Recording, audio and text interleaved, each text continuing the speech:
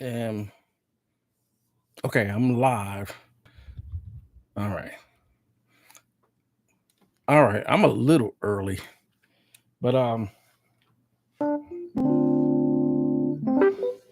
yeah, I'm a little early today.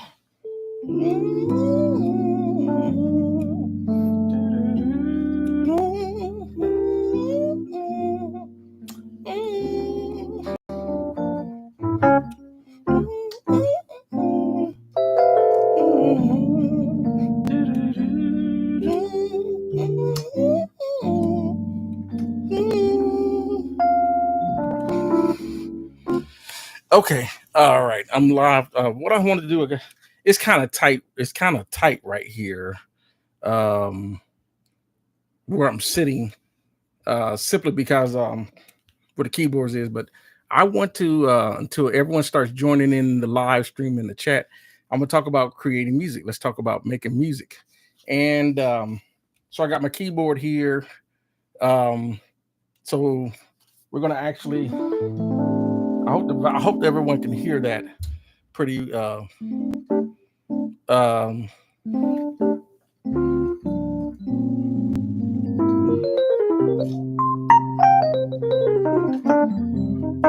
so yeah, we're just gonna I'm just gonna talk about music creation tonight.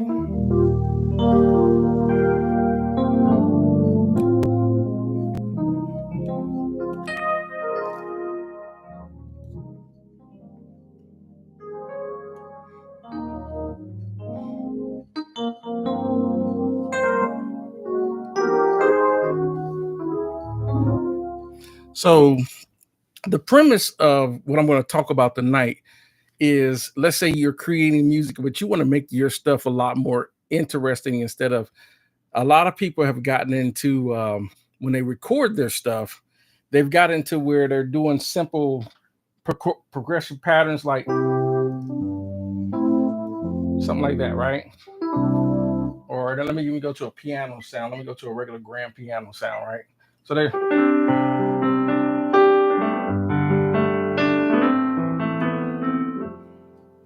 a lot of people are gotten into doing a lot of arrangements like that, right?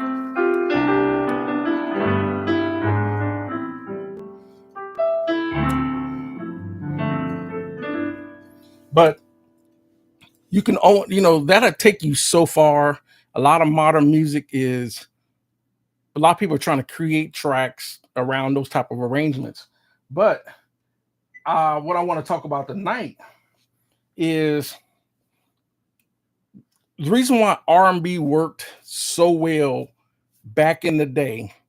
Um, if you go back, let's go something like, "Hey girl, ain't no mystery, at least actions I can see. I wanna take you here next to me." So those kind of chord changes is why those songs are everlasting. It's kind of like if I do a Stevie Wonder,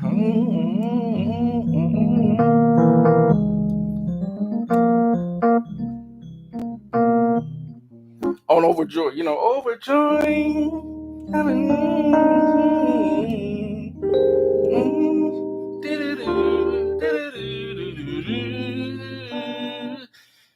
So if you really want to make your stuff more interesting, we got to start doing more interesting stuff, um, because you have to look at all the classic, all the artists that have. If you go back, even if you go back and listen to the old '90s stuff, right? Or you can listen to a classic, even the Luther Vandross classic tune, right? And I go back and I start doing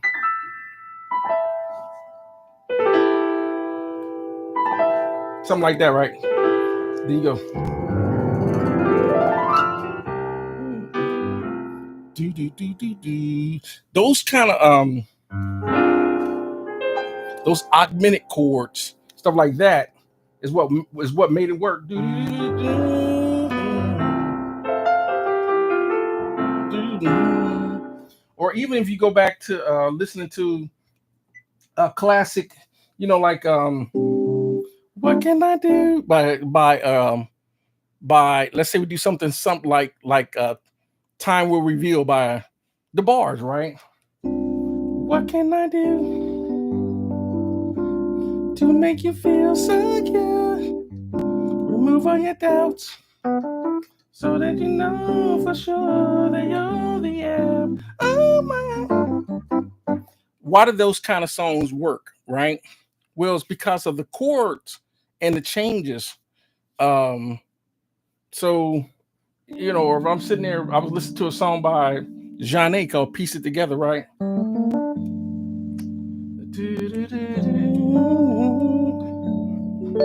Those kind of changes.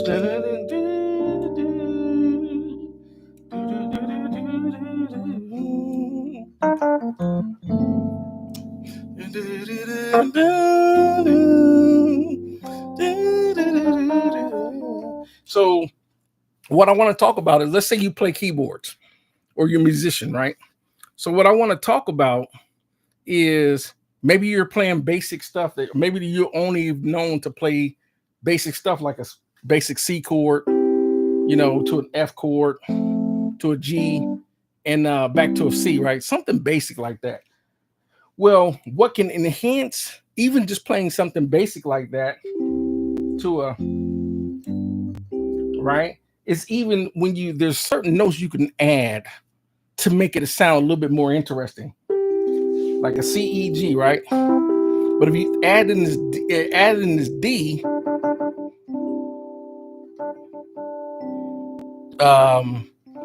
it gives it a little bit more fullness to it. Hey, Deal, how's it going? I'm just talking about what we can do to enhance our playing to make our music more interesting, right? So even if I did something like just adding the D will give it a little bit more flavor, right?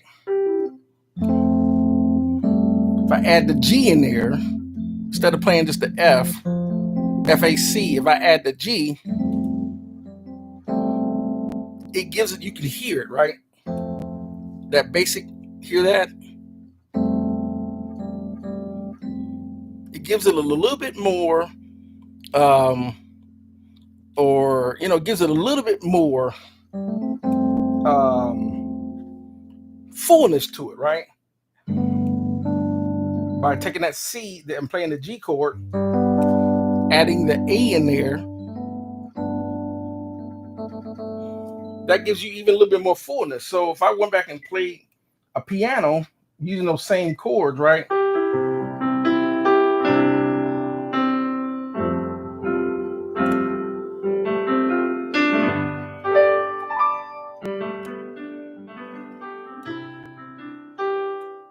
Just by adding the D in there gives it a lot more fullness to it. So other than that, so what if I took that and I changed a few things? Let's say I want to do that same basic progression that I was just doing, right? But what if I would, to make it interesting, instead of going to the F major, and I went to a minor, right?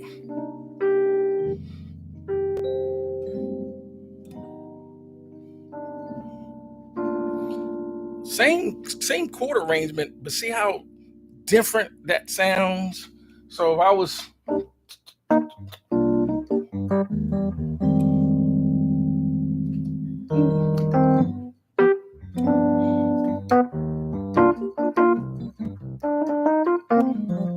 so that's what I'm here to talk about tonight, is enhancing your chords to make your song sound more interesting. I'm going to sequence something just for that very reason. Deal's asked me a couple of questions. Let's see. I'm doing pretty good. You're asking me, can I link two analog mixers together, or is well, yeah, you can. Like if you buy, like for example, this Allen Heath 48 channels. Let's say you bought a second Allen Heath channel, you just have to get the sync card and install it, and it'll sync so that way everything's come out the same master. But if you try to run two separate analogs, you got to run two separate outputs from those two consoles. So you can get away with that too, but a lot of times people want to run the same signals from a different console through the console. So there's a sync card that you can buy, but you got to make sure your analog console can do that. This one can do it. I just don't have the sync card because I got 48 channels. Like I don't need any more than 48. Um, that would take up a lot of room in this. That would take up a lot of space in this room. This 48 channel console by itself is big enough. So, oh, thanks to Alan. He looks awesome. Do you run your soft sense through there? And how much does it change the power and depth of the sound? It changes the depth of the sound no more than if I'm running an analog signal, if I'm running a sense signal through the channel, I'm still going to get the same level of depth and presence running through the channel. Hey, what's going on, A Banks? How's it going? I'm just talking about music production, so I brought my keyboard. So yeah, that's how. But like I said, those come. I'll do a video on in depth of mixers. I'm going to do that. I haven't forgot. I know you want to really get into mixing consoles, and I think that's a good thing. That a lot of people, there's a lot of people that want to start incorporating mixers back into their workflow of their studio. And I can say for me, I can't. I don't like working without one using a mixer. It's just something about the sound of a mixer, whether I got my little Behringer downstairs or this Allen Heath upstairs, just running it through those consoles. It just adds presence and depth to my recordings. So, but so right now I'm just talking about music production and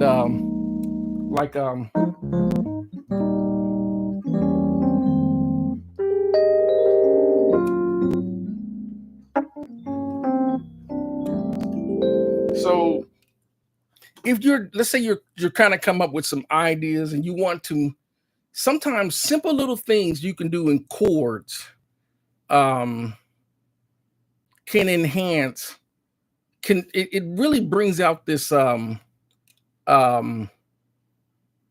really brings out this how can I say it, the chord structures is really what gives your song some flavor, more than anything, especially in R&B. The importance of it is kind of like if I play this B flat 7, right? But then I add the ninth, right? If I add the ninth in there,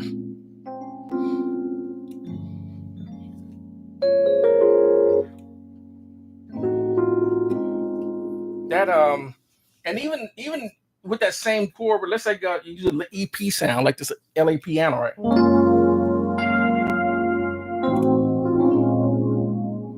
Just the ninth, right? Versus just using the basic. I mean, this sounds good, but there's a couple of notes you can add there to give it some fullness, right? Like I added the C in there. You hear that?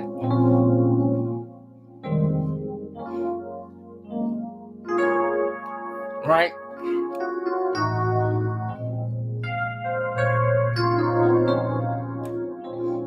That right there alone, the difference between that will enhance. And what I'm gonna do is I'm going to sequence something right quick so you can hear, especially when you're doing R&B.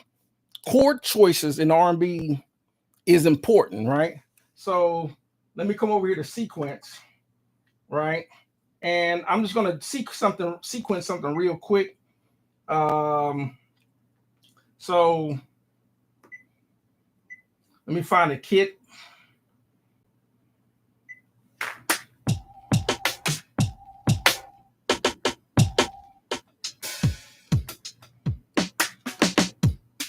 Right. So so what I'm gonna do is, let's sequence something right quick. And come on, preference, I'm gonna do an 8-bar loop. All right. And then and I use those same chord, I'm gonna use those same chords I was just doing, but I'm gonna sequence something right quick. I'm gonna use this hip hop kit to give it a little bit more modern flair to it, right? So 8-bar loop. Okay. And okay, so we're gonna come back. And let me see, where do I want my tempo to be? let's do something like 90, right? Right. All right. So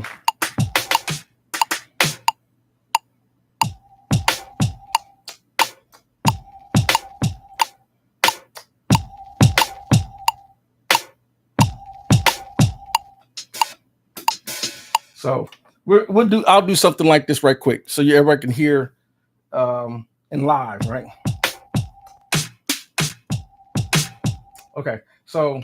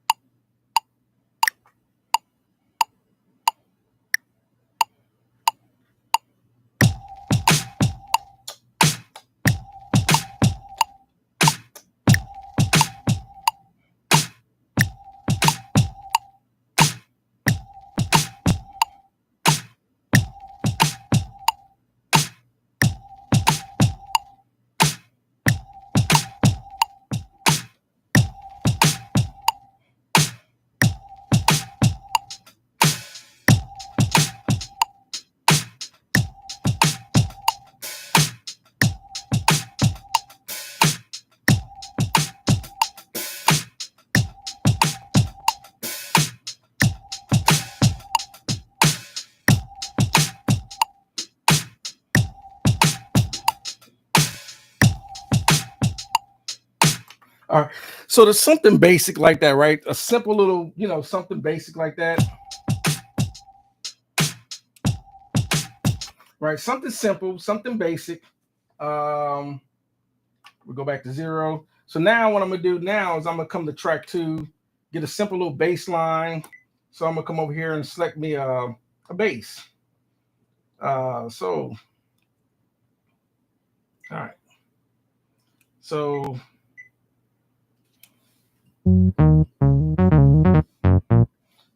let me see. All right.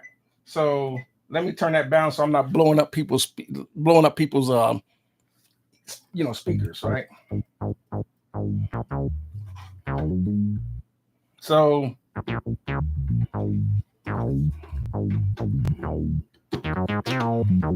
okay. So yeah. So we'll do that, right? I'm on track 2.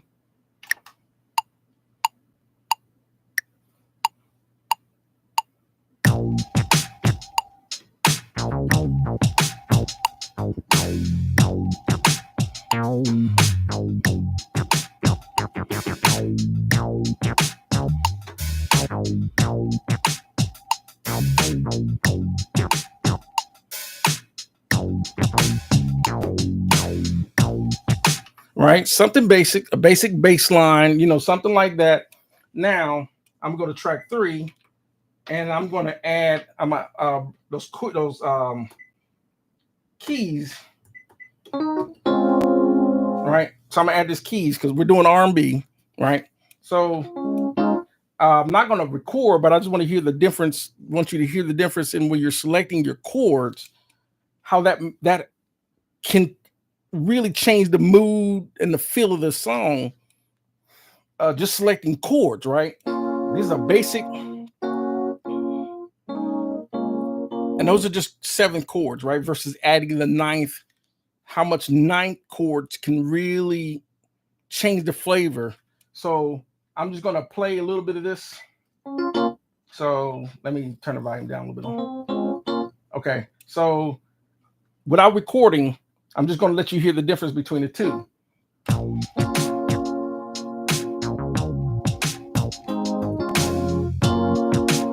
Right, and it sounds pretty good.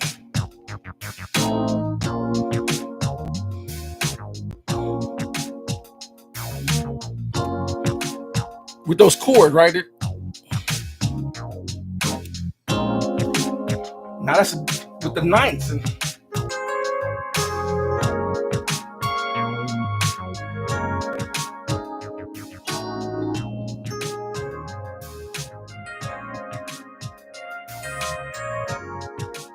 Right.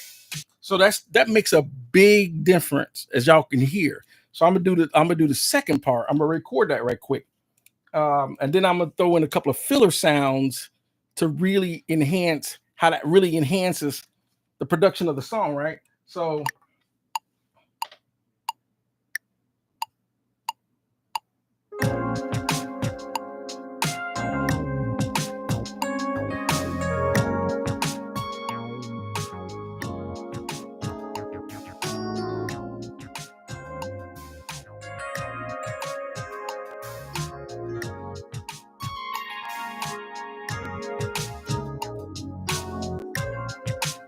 right, so that makes it sound a lot more fuller, right?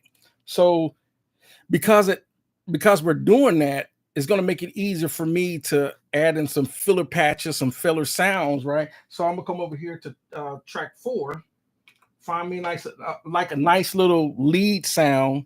But sometimes when you constructing these songs in R&B, sometimes you don't want the melody or lead sounds to over what, because I'm also thinking vocalist background, right? So I'm thinking what the vocalist is going to sing and what the background is going to sing. So I don't want to overpower them with a lot of melody lines going on if they're going to sing, because they're competing. You know, that little lead is almost like the keyboard player is trying to solo and compete with the artist, and we don't want that. So I'm gonna come over here and I'm gonna find me a lead sound, uh, something smooth. Let me see how this sound.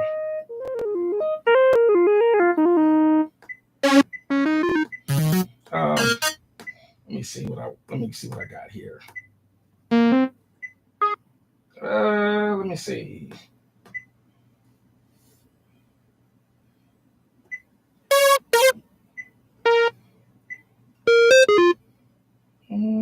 What I want?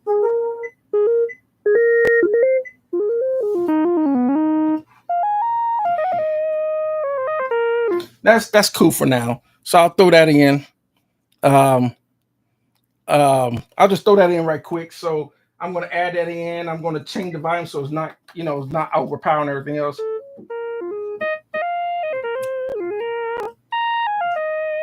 So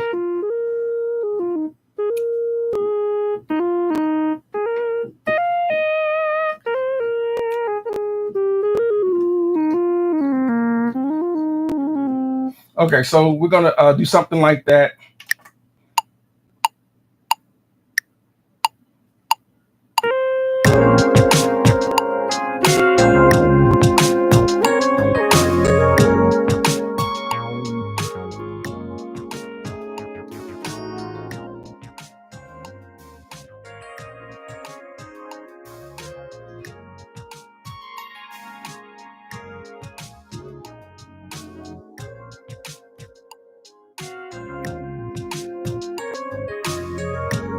So that's kind of cool. That's a nice little filler line, something to get a nice little filler. So now I'm going to add like a little pad sound, something like a little, something like a nice little pad sound. So let me switch to track 5.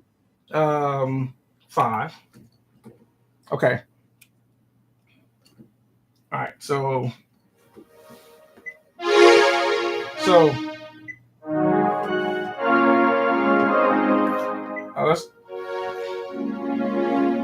let's try this padless. It's a nice little pad sound. It's a filler sound without overpowering the rest of it. So we'll throw that in there right quick. Hey, what's going on, J Studio? Oh, mate, what's what? Thanks, appreciate it. Like I said, I'm going to talk some more, but I'm just throwing in some. So that's going to be a nice little full filler, right? A nice little filler pad to fill this up, right?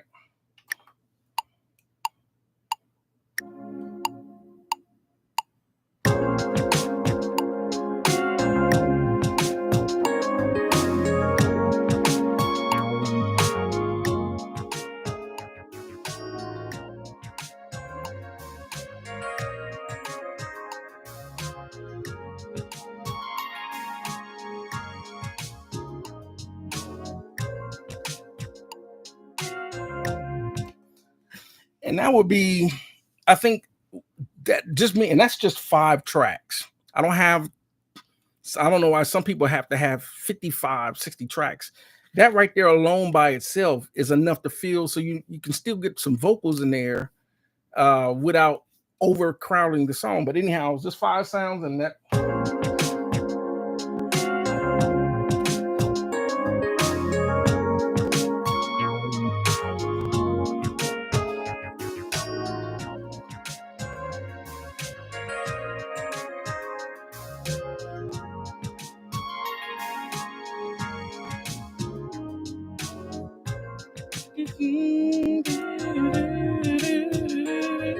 I don't know what whether it's a female singing, whatever, or a guy singing out.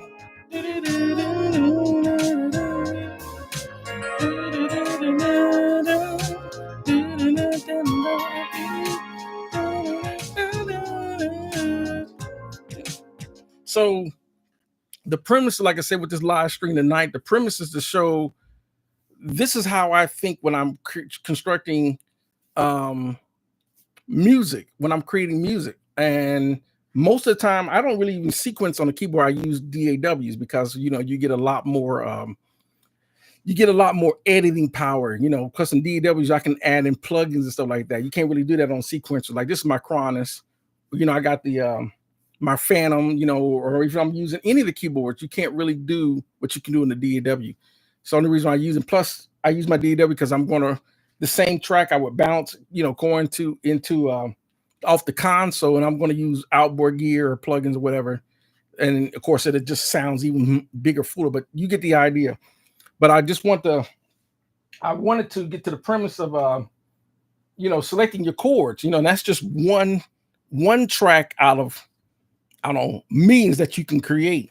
But you're selecting your chords. Can be key to so like sometimes people would do, like, for example, if I do this like let's say I do this progression right here, right? Just changing a couple of those chords can really make your stuff sound interesting. Like instead of me doing which is basically a C minor over top of an A, right? I can go from a C flat minor 9 when I'm playing to an A minor 9. Makes it a lot more interesting. So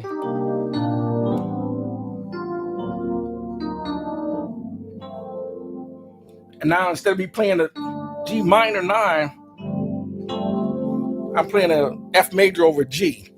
That really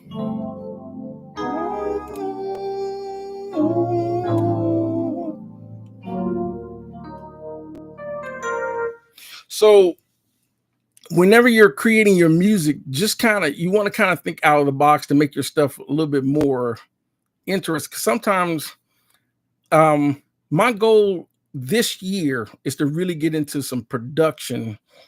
So people don't, like I said, I don't have anything against people that may want to buy MIDI core pack or whatever, but my goal is to teach people so you don't need MIDI core pack. You don't need someone, you can, if you want to come up with your own chord arrangements, you'll know exactly how to do that.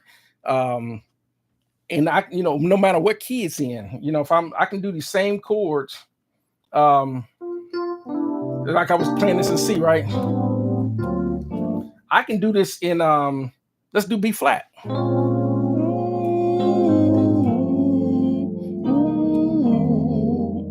Because as a keyboard player, you probably seen this before. You probably even went to a concert and you've heard this record. And sometimes, you're like, if you really tended to how music works and what you hear, a lot of times you say, well, that key sounds different than the original. It may sound lower, right? And the reason being, like, let's say an artist has been in the business 30, 40 years. Well, as we get older, we don't hit high notes like we used to. So sometimes they'll tell you, the musician, to drop the key. And as a musician, you should be able to do that on the fly. You may be playing the song and all of a sudden you have to drop the key. Some musicians have to go into the transpose, and but if you learn, like I'm gonna, like I learned, I can drop the key like that.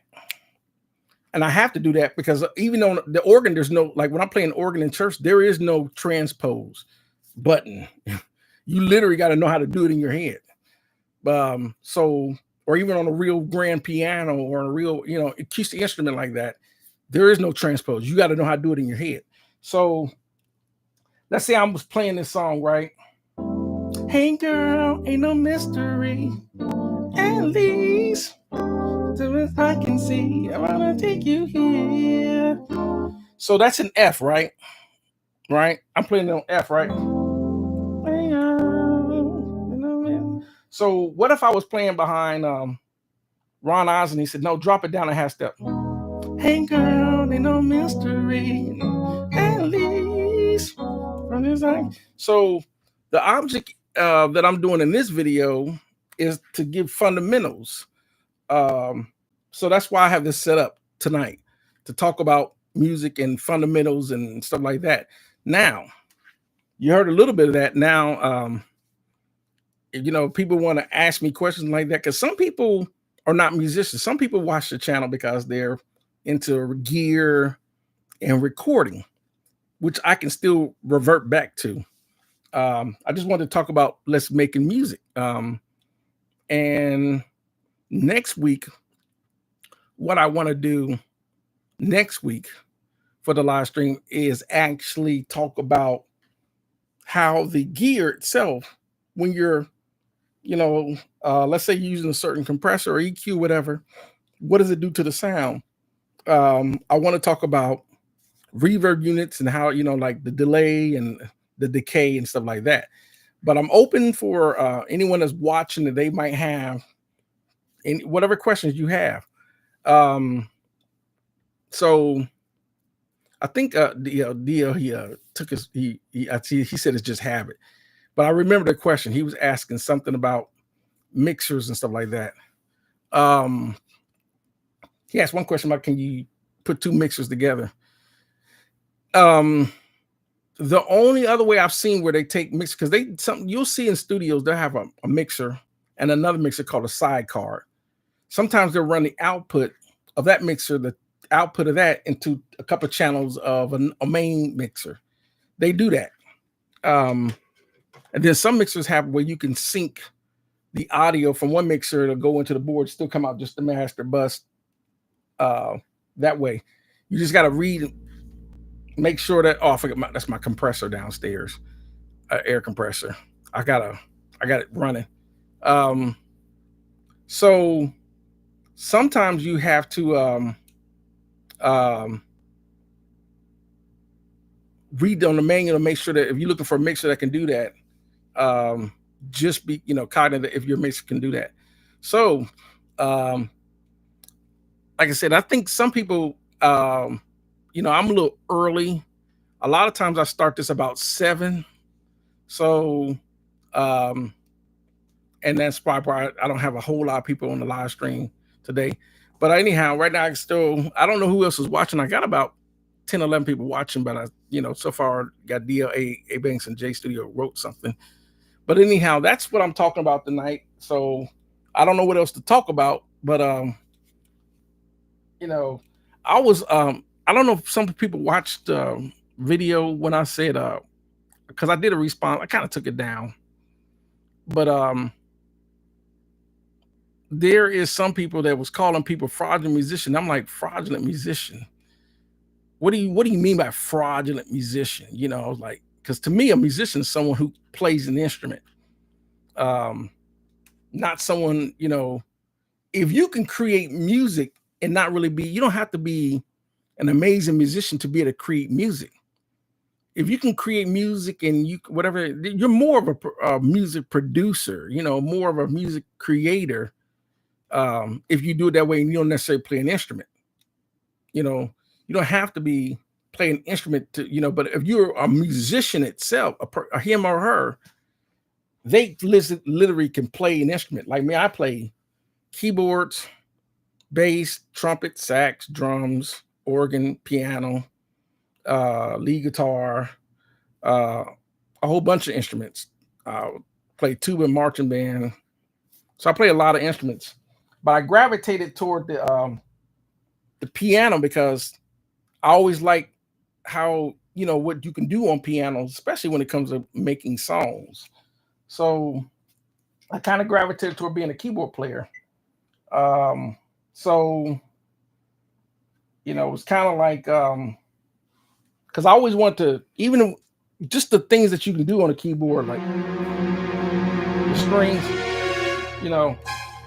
Um, uh, so I don't know. I'm just kind of rambling. I'm trying to make this go because I think a lot more people are probably going to jump on the live stream. They usually for me to do. I usually do this about 7 o'clock. So some people are probably not expecting to see me on this early. So going back to let me go back to the keys again, and uh, so let's say you're playing whatever you like. I said, choosing the chords that you choose can enhance. Like that's from a major to a major 9. You can hear the difference between the two, right?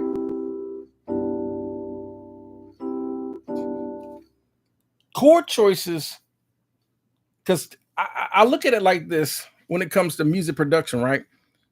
The drums is always going to carry the groove, the rhythm of the song. It's what's going to get people moving, right? The rhythm. We dance to the rhythm of the song. I don't care what genre of music it is. The rhythm of the song, the groove of the song is what get people dancing. The bass that's the foundation, right, of the song, the bass. The chords is the flavors. No, it's like when it comes to chords, I consider the chords like the flavor. It's like eating a cake, right? The chords is the flavor of the cake, vanilla, strawberry, chocolate, whatever, right? Then the icing and the sprinkles and all that on top of the cake is like basically the icing of the cake, right? It's the extra stuff that just gives the cake that flavor, right? And that's what I call a complement part, strings, horns, or whatever, right? So, so what I can do is that was a slow song, right? So let's create a little bit more up tempo R&B. Let's create something like that, right? So I'm gonna come back over here to sequence, and let me go to a new song. Okay, there's nothing on there. So let's create a little bit more up tempo, R&B song, right? So I'm gonna come over here to drums.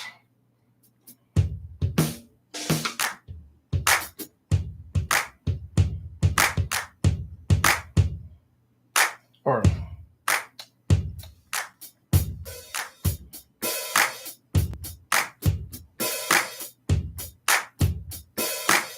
something basic, right?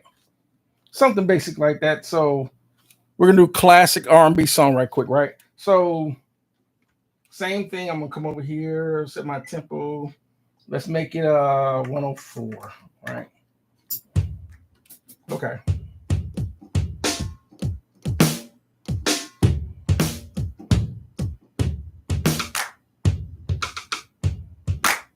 Okay. So I'm gonna set it. Let me go to preference. I'm gonna set the loop. Yep, it's already ready to go.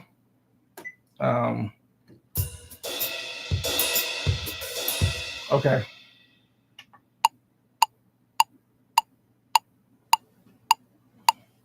Yep, that'll work. All right. So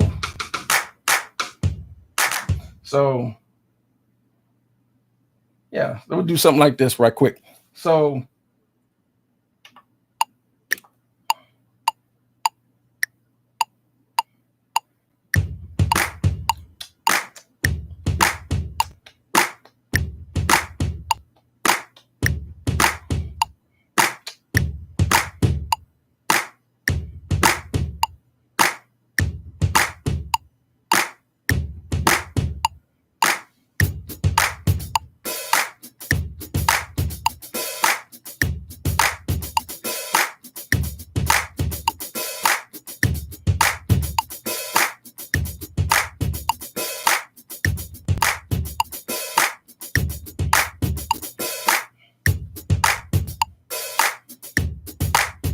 That'll work for now. All right. So now I'm gonna come and add. I'm gonna come back and add.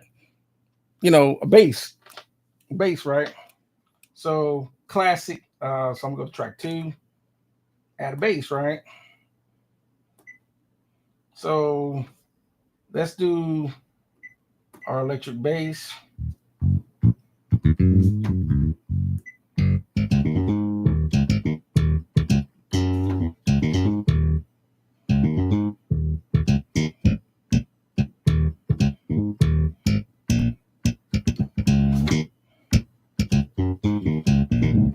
All right, so that's cool.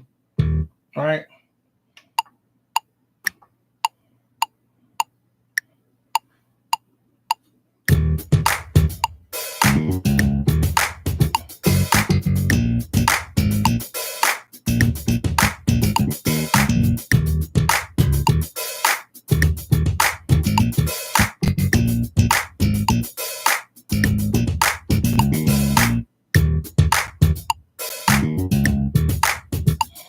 Right. So now I'm gonna come over here and add keys, right? Same thing. Let me do something like okay.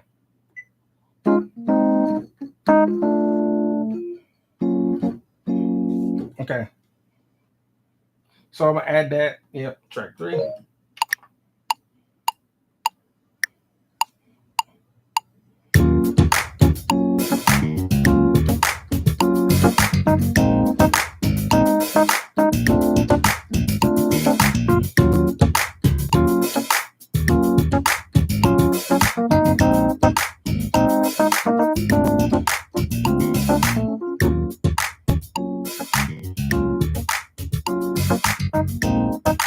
That's cool for now, right?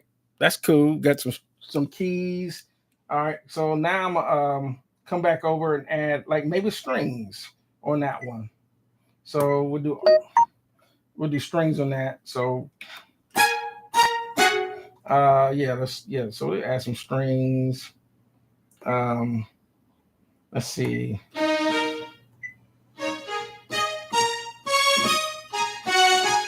Okay. Yeah, that'll work.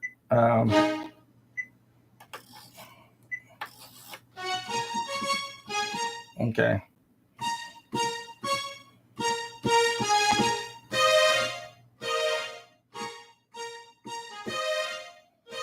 Okay.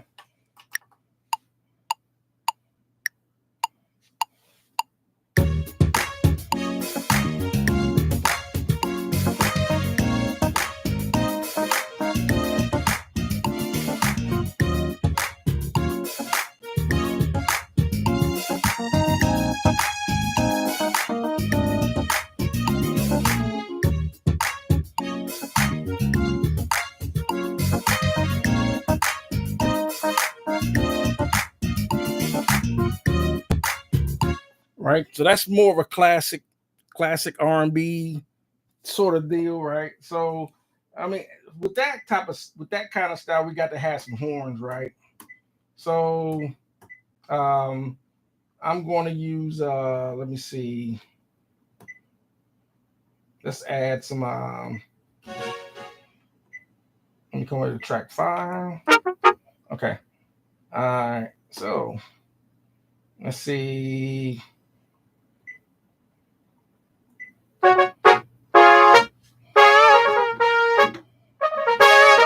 All right. So all right, let me turn that down. So I'm blowing up people's ears.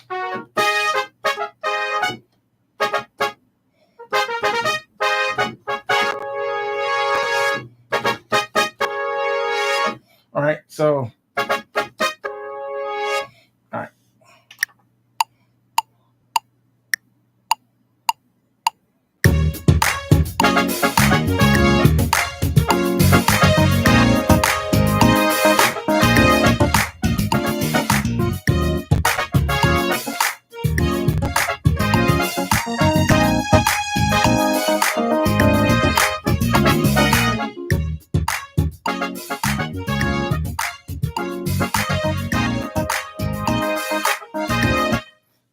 Something like that, which brings back classic Um, classic, that was classic horn lines, stuff like that. So,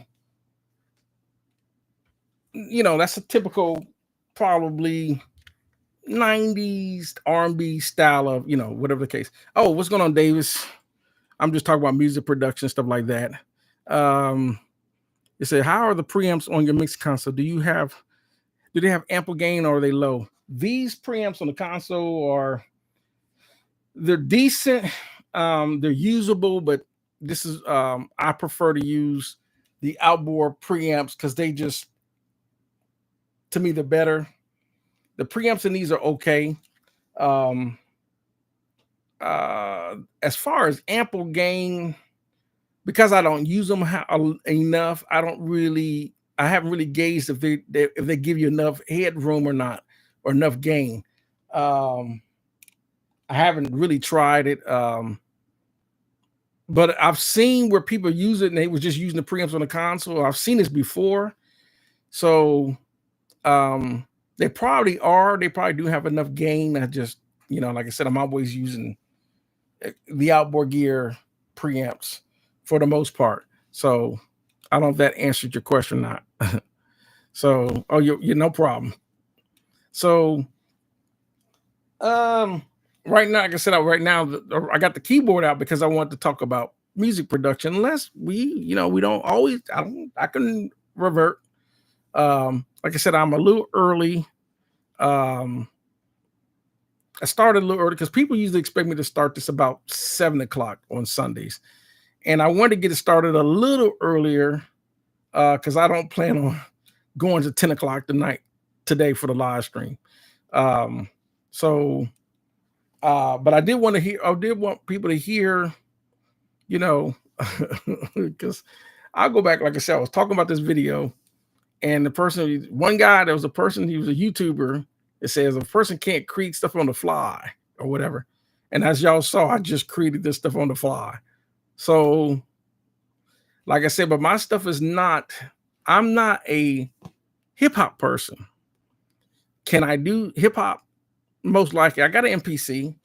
I can construct beats on my Renaissance here, and I can probably come up with some creative ideas using samples or my own keyboard lines. But I am an R&B guy, so I'm the type of person that do R&B. My style of playing would be something like, like.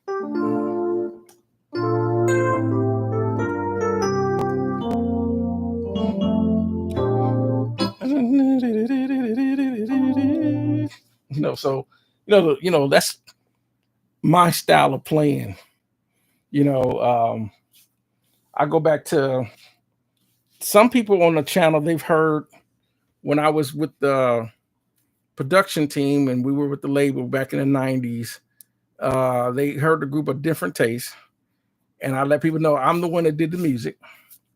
And so a lot of times I'll go back and I'll even listen to that, because compared to today's music that I'm listening to today, even that album that we did in the 90s, to me, is more listenable than, and it's 30 something years old, than some of the music being put out today. I just don't enjoy a lot of today's R&B artists. I don't know if it's something about the production. I don't know. I don't know. But I'm always listening to more of the classic stuff. And, it's kind of like if I was playing like that, like I was listening to I Can't Help It by Michael Jackson, right?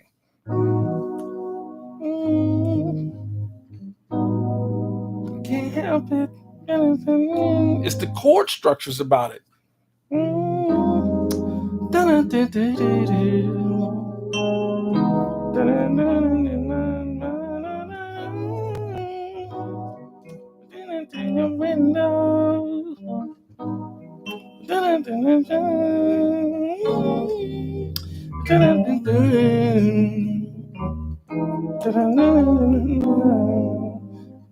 I can't help it. I can't help it. I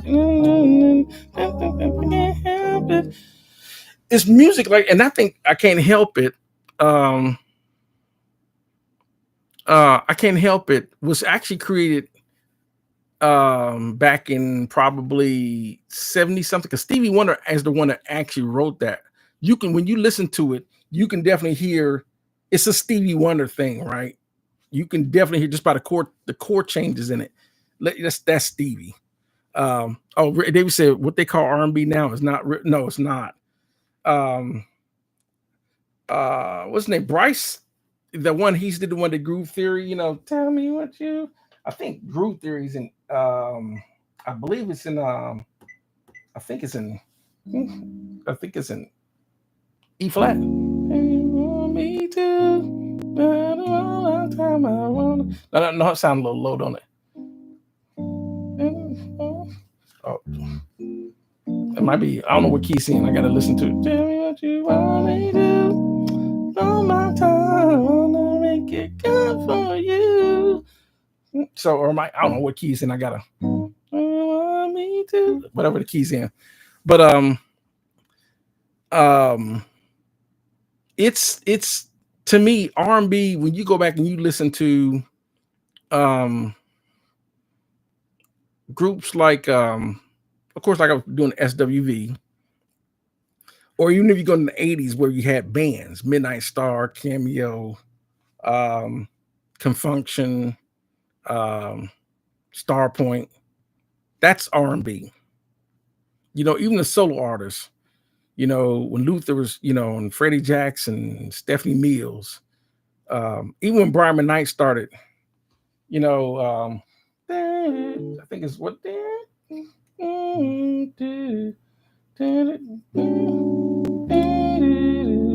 it's the way love goes.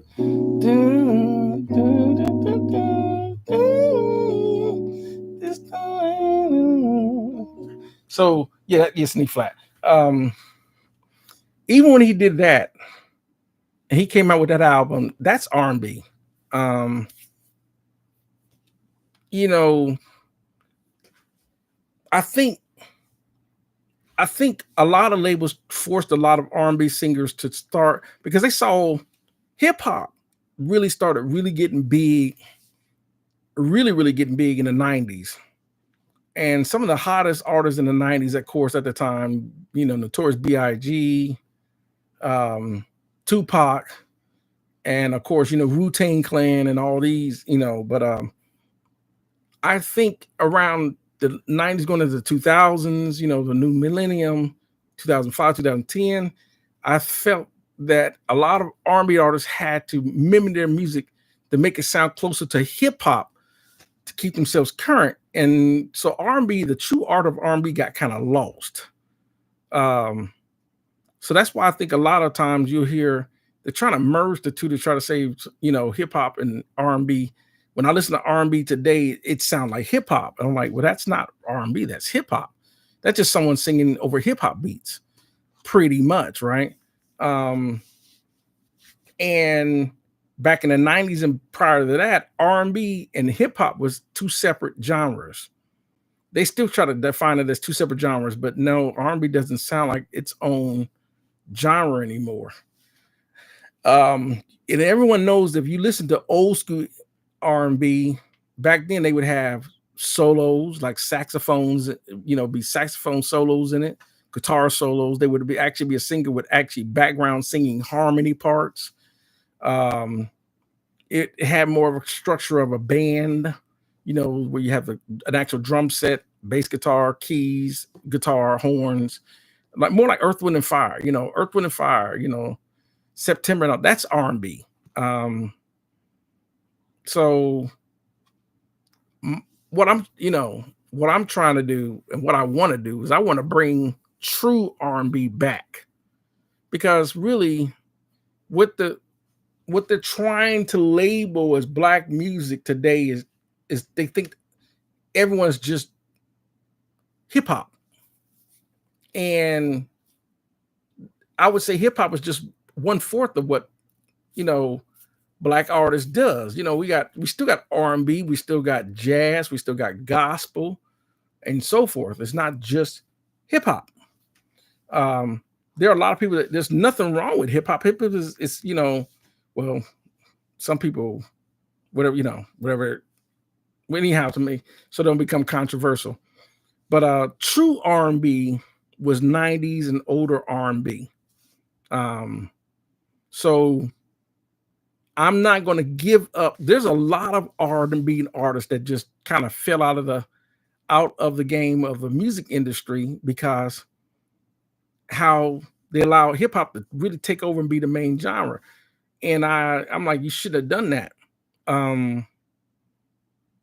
Personally, for me, a lot of artists, and I get it, when you're under contract and the record label's controlling your career and all that, it's kind of hard to fight the label. But I think now that artists have their own, you can really be successful without a label. So I don't think that you really need to depend on an artist to control or try to restrict your creative control to go back to what was true R&B. It's kind of like this track that I was, like I was sequenced the first time when I started the live stream, right? I go back to this one. Let me see. I don't know if it's still there. Yes. So I did this track early before some people start tuning in. This tracks like this need to come back, right?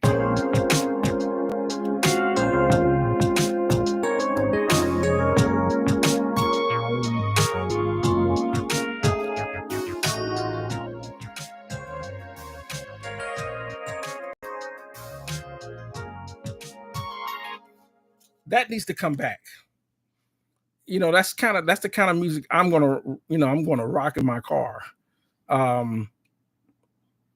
So I just don't listen to any modern hip hop artists today because if I'm going to listen to hip hop guys, I'm going back to I was listening to Who's the Black Sheep? Where's the Black Sheep? I was listening to Black Sheep. Engine and that era. I'm gonna go back and listen to when Tupac was alive, right? Pre-90s. I'm gonna go back to listen to when Heavy D was alive. That's what I'm gonna listen to. I just can't go back. I can't settle for what's being made today. I just don't like it. Some people may feel, Mark, you just no, it's just I think a lot of people want to hear true music. They want to hear singing. I think this is the reason why American Idol and The Voice is still extremely popular. People still want to hear singing. This is it's kind of like hip hop doesn't require for you to be a vocalist. It's kind of like unless some rappers will bring in R&B artists to sing lines over their tracks. They might get, they might be doing a rap, doing a rap verse or whatever, and then they bring in like Mariah Carey to sing like a melody line.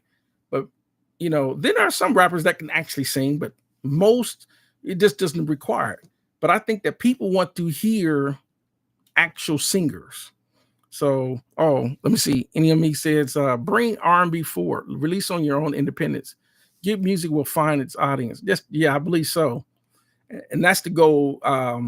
That's the goal. I think that it needs to happen instead of, I don't think people that are R&B artists should just not, I don't think you should fall into that trap of doing what we do in modern music today. I think you can bring back this. I think people want to hear this kind of music again. It's just not being, so, and I think that a lot of people, I know a lot of people on the people who watch my channel agree. A lot of times they want to hear artists. I think this is why we revert back to even listening to, um, let's say, going back to like, even though I was talking about Shaka Khan, right?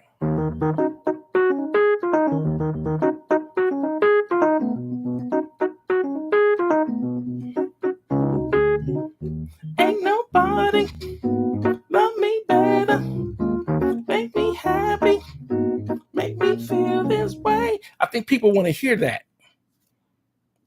That's what people want to hear. They want to hear, I was playing that other, just playing Through the Fire, right? Too. Let's see. I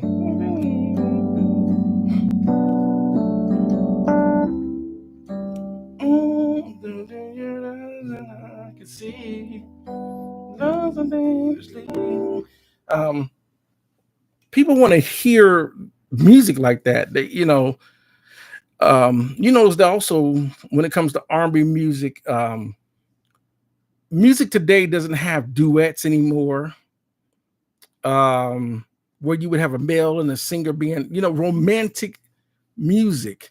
That's missing that's missing too. Y'all remember stuff like I was all alone. I was feeling rather low. I'm playing rock chords. I was all alone. I was feeling rather low. I needed someone to lift my spirits up. That's classic. Those kind of classic R&B where you can slow dance. Where the guy would grab the girl and they start slow dancing, dancing on a slow jam. Make this time sweet on a slow jam for my baby. That's not being released anymore. It's kind of like the music that I'm hearing is just like the girl just, they call, girls are called B and B and called bees and hoes and, and they, just open your legs and just all, and I'm like, I think people just don't want to always hear that. You know what I'm saying? People want to hear, the shivery's dead in music. It's, y'all know what I'm saying. I do want to thank everyone for tuning in. Like I said, I kind of tuned in a little early on this live stream. I'm probably an hour earlier than what people were anticipating. So some people kind of check their YouTube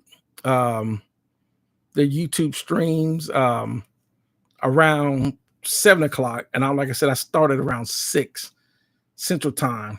So I started a little early. So that's why I'm going to be on here for another hour or so, just flapping my gums unless people throw some questions in there, some comments or whatever. But I'm just talking about that. I was also listening to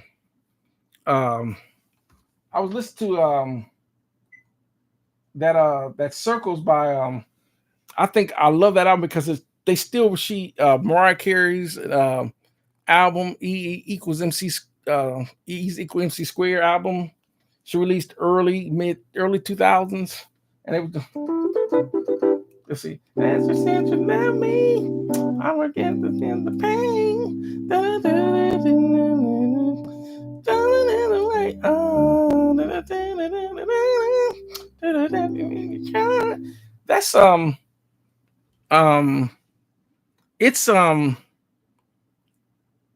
it's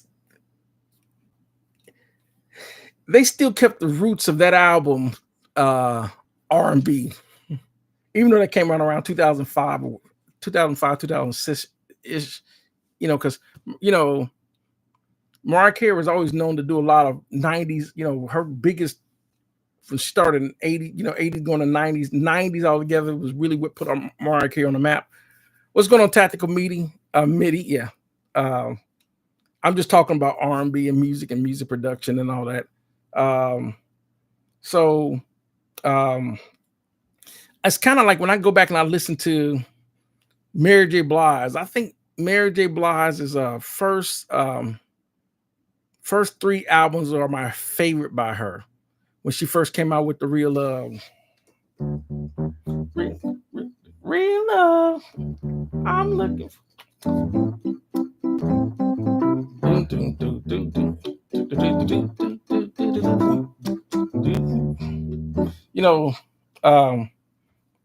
That real love I'm looking for, that album.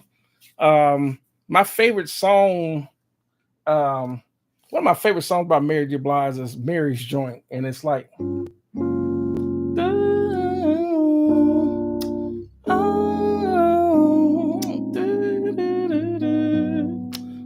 that song is like, I know you can. I can't remember all the words,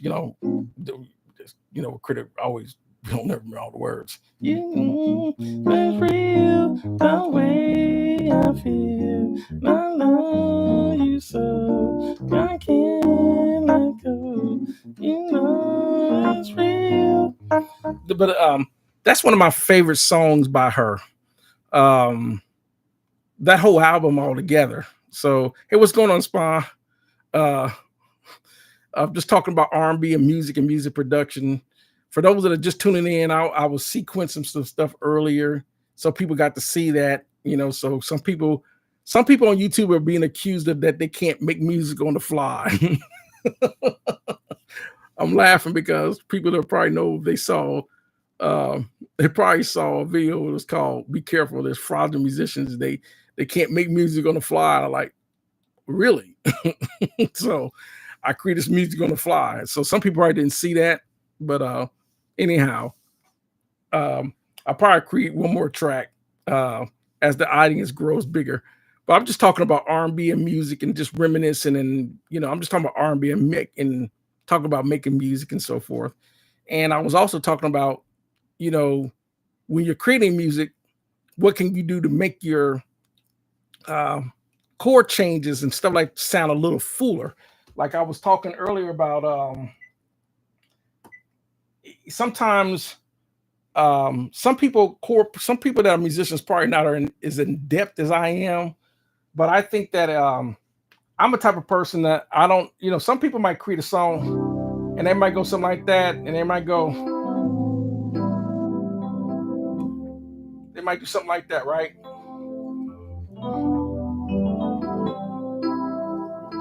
But I'm a type of person that I'll start something like this,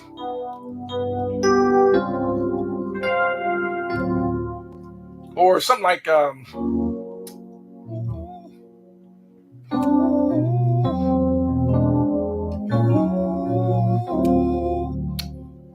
something like that, or something like that. I always try to think something, that can be, whatever the case, that might sound different than the norm, just to make something more interesting. Like,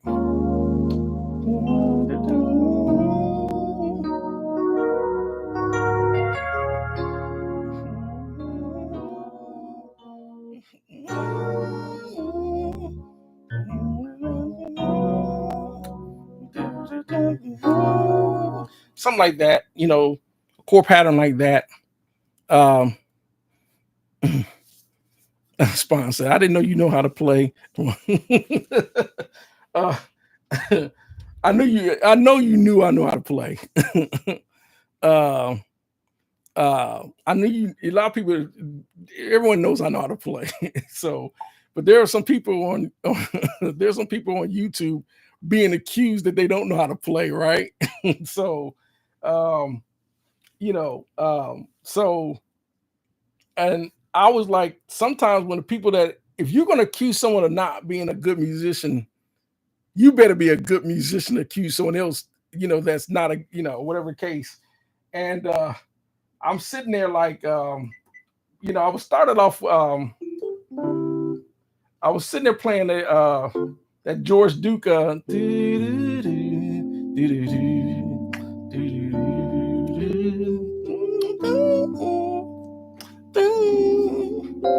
No rhyme, no reason.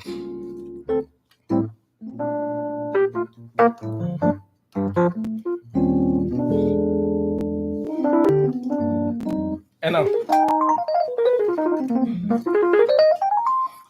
so so um so Mix Club says I just do more baby chords. Laughing out loud. So Spawn's laughing. So that's what I'm talking about tonight, is just what can we do if you're creating some tracks? What can I do to make it more, you know, interesting instead of just using the same chord choices, right? The same chord progression, the same patterns. What can I do? Um, some people don't think to, they might do something like right, something like that, right? Something like that, right? Or how about to be interesting? How about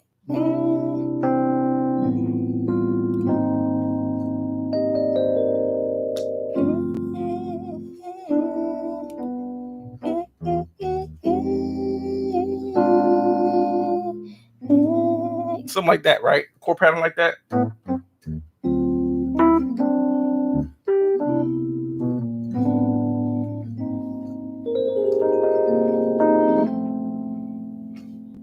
Or you can do something like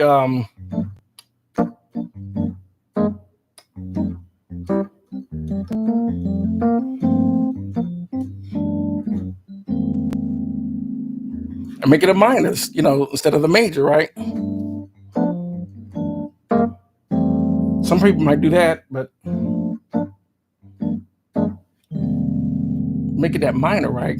Give it a little bit of that dark tone to it.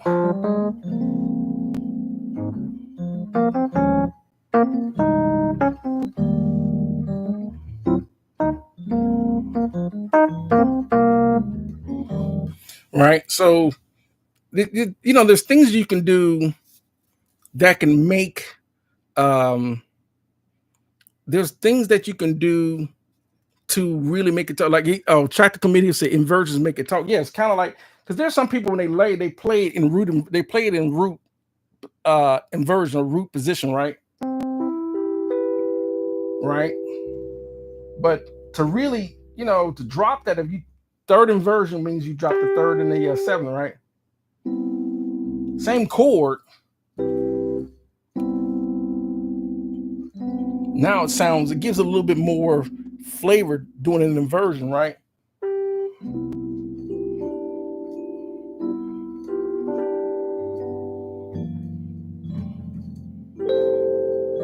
Because it's inverted.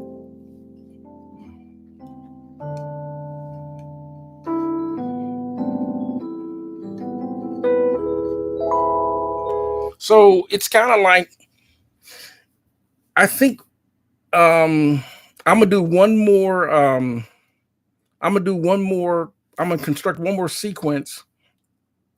Um, so people can that chord choices, your chord choices and chord selection and stuff like that. Something like that. And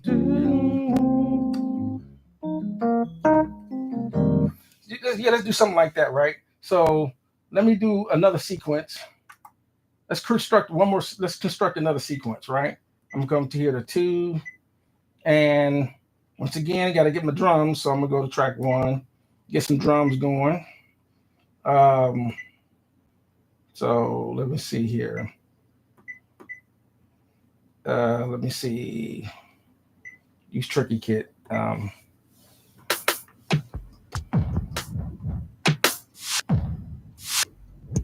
Let's see.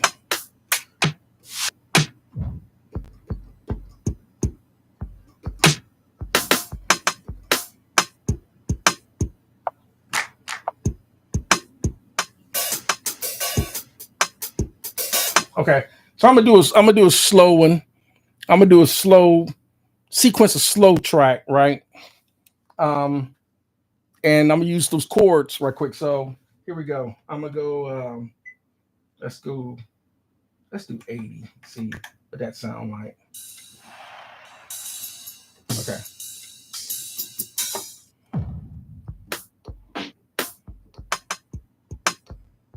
Let's see.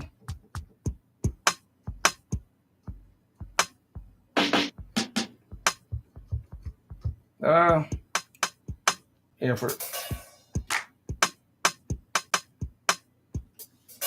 okay. I'm gonna use that. I'm gonna use that for now. So let's see. Yeah, that's a good tempo for a slow one, right?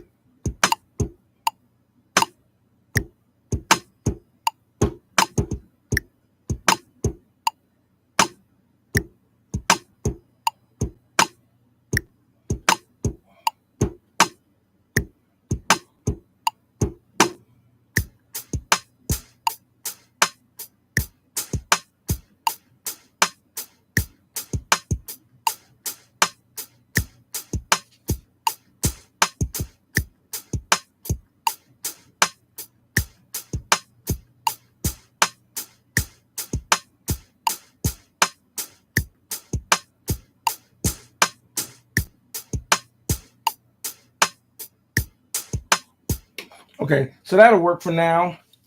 That'll work for now. Um, so let's go and let's do bass. I'm gonna add a bass right quick. So we're gonna add that bass right quick. Um, so let me do synth bass. Um, let's see. So I'll turn that volume down a little bit. I don't want to blow y'all speakers up. So okay. So okay. So here we go.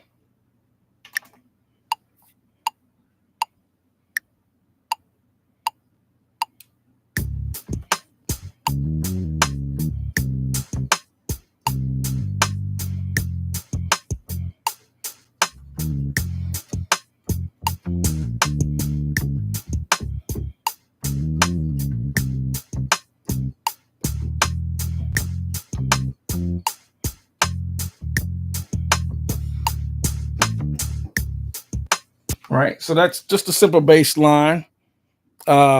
Simple something like that, right?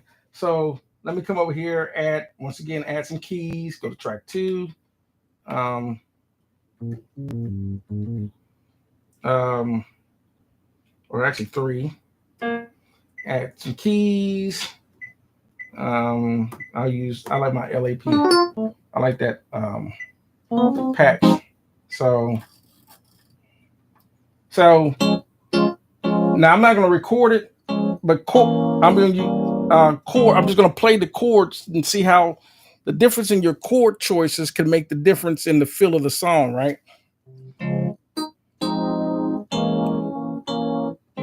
Right. So something basic.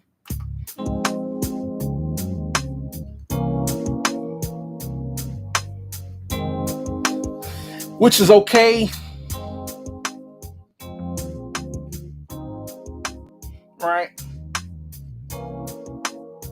Now, some people probably would use that and play that, but I'm going to show you how when you add a little more in depthness to your chords, how it can really fill the song up. So,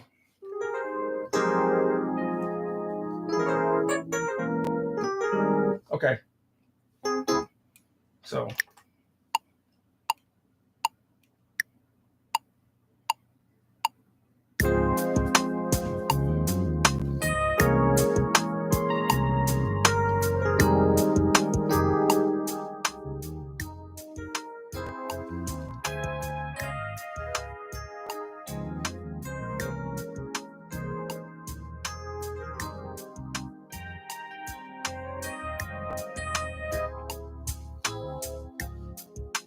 right, you hear the difference in that, just the chord selection, right?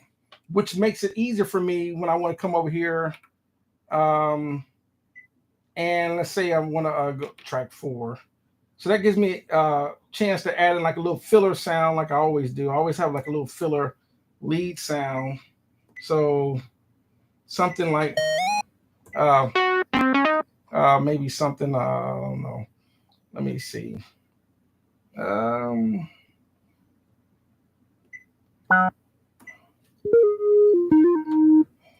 let's see. Let's see what I want.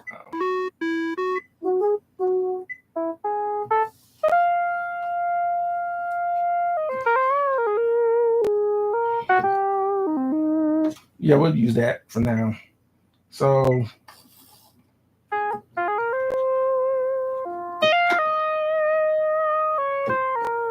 okay, so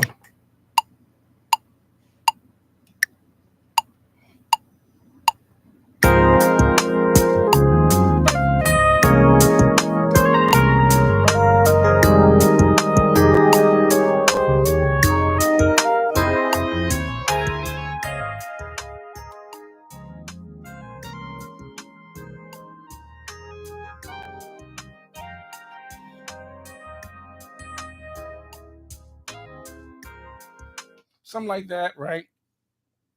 That's cool, right? So especially in doing R&B, R&B doesn't require a whole lot. So that if a singer, I don't know what they would, whatever the words would be, something like you make me feel the way that you do. You do with the harmony, right?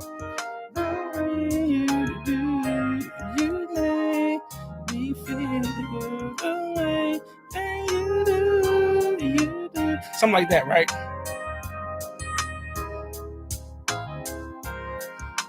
So the chord choices can, when you have the right chord choices in your music, it can really set you up.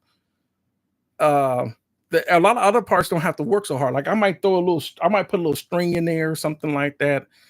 Um, but it really get. I think when you have certain chords, it really, you believe you be when I'm playing behind singers and I'm using certain chord, it somehow it brings out the emotion in the singer for some odd reason. That's why I stack my chords when I'm playing. That's just something that I'm used to doing. Some people play chords just one hand. I'm used to stacking them.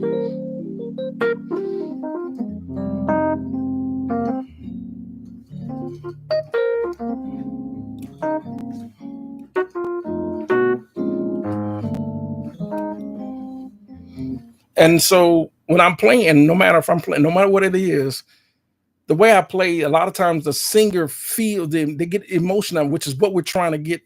Um, um, it's the what you're trying to get the emotion out of the singer. So and it's what makes songs so much better. Um, you know. So I got some more comments. I was sitting there talking about. Let's see. I honestly can't play, but I use a tool like Scalar VST or J chords. Then I added the velocity, time, and other notes in the piano roll to make. Yeah, I get you. Um, my goal is to actually show people how to create chords. Some people don't. It's kind of like if you start with the basics, a C chord, right? C E G, right? Well, if you don't know that, the goal is to start from the beginning, where you have in C D E F G A B C, right? And each one of those seven, because there's only seven notes in music.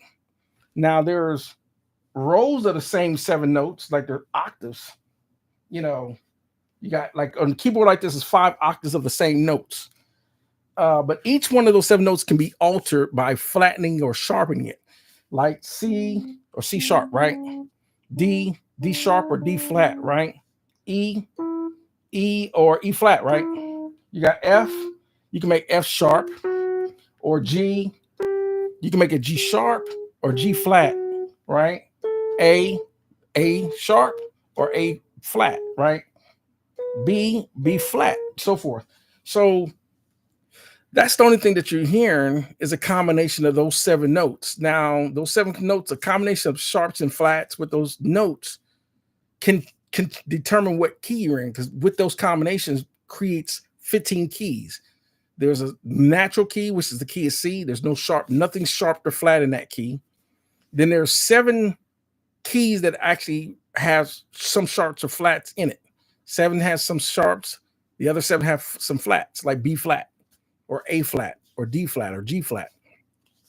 Then there's the sharp keys like G or D or A or E. So my goal is to show people so they can really get better at enhancing and playing. That's my goal this year. So and sponsor, do your thing, bro. I appreciate it.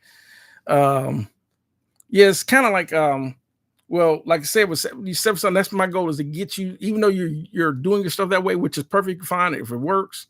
There's nothing wrong with it. Don't stop doing that. But I really want to get people to really to be able to play. That's my goal. And it didn't happen overnight for me. I've been playing for over 40 years.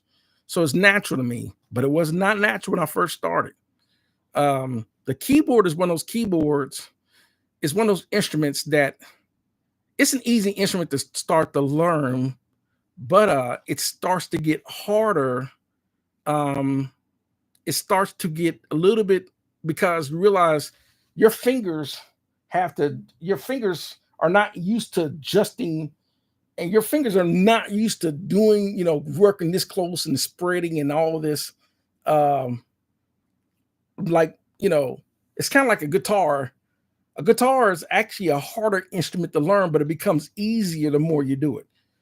Keyboard is kind of like the opposite. It's kind of easy to start at it, but it gets more harder the more you learn, the more you have to do, the more that you have to do.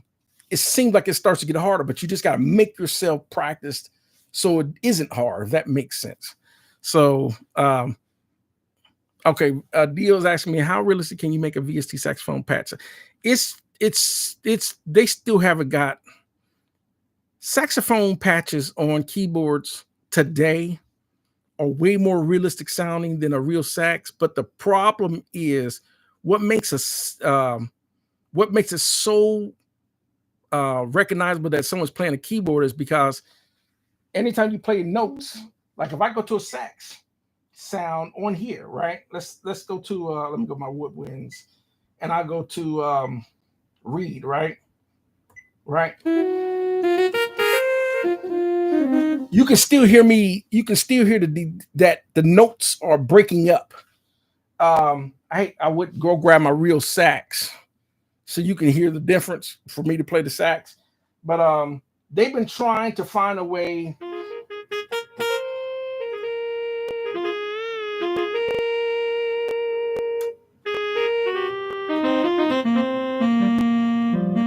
But the tones of it sound like a sax, but you can still hear the notes break up. And a real horn player, the notes don't break up like that because you're blowing air. You're constantly blowing air to make the horn sound. So even though you're switching keys on the sax, I'm a sax player, that naturalness of going from note to note smoothly is what makes a sax sound like it sounds. So it's really hard to get that sax sound from a keyboard. So it's better just to get a real saxophone player to play it if you want to use sax. If that makes sense. Some people come really close with keyboards, but they're still not there. Flutes and other instruments are closer, like trumpets, flutes. But it's just sax. You have to be really, really unique with a sax tone when you pick one. Now AI, that might be where you might want to use AI for sax, because anyhow. So it says, do I know any affordable control surface that can control the knobs on effects, compressors, and plugins? Are they worth money or because I'm usually controlling the with the mouse, and like if I'm using a plugin, I just use the mouse to turn the knobs or whatever. But there's like I think SSL has one. There's quite a few that actually have where you can actually, or in Studio One, you can actually control your plugins if you go into the parameters and set it up to control the parameters of plugins. You just got to go into the controls to do that. But you can do that in some VSTs using, like, for example, my MIDI controller here and the encoders and the sliders and all. You can do that. It's just you have to set it up to do that. So okay, Born Shamir, welcome Born. Look like some message retracted, but okay. The mix of yeah, but your left hand is not laying down a bunch of mud. Appreciate that. This says I use the keyboard Chrome to control my welcome Maddie Two Hats. Tuning late. No, I actually started early. I actually started at 6 instead of 7. So but welcome anyway. And welcome Born Shamir. And the spawn went, um, and then so let me see.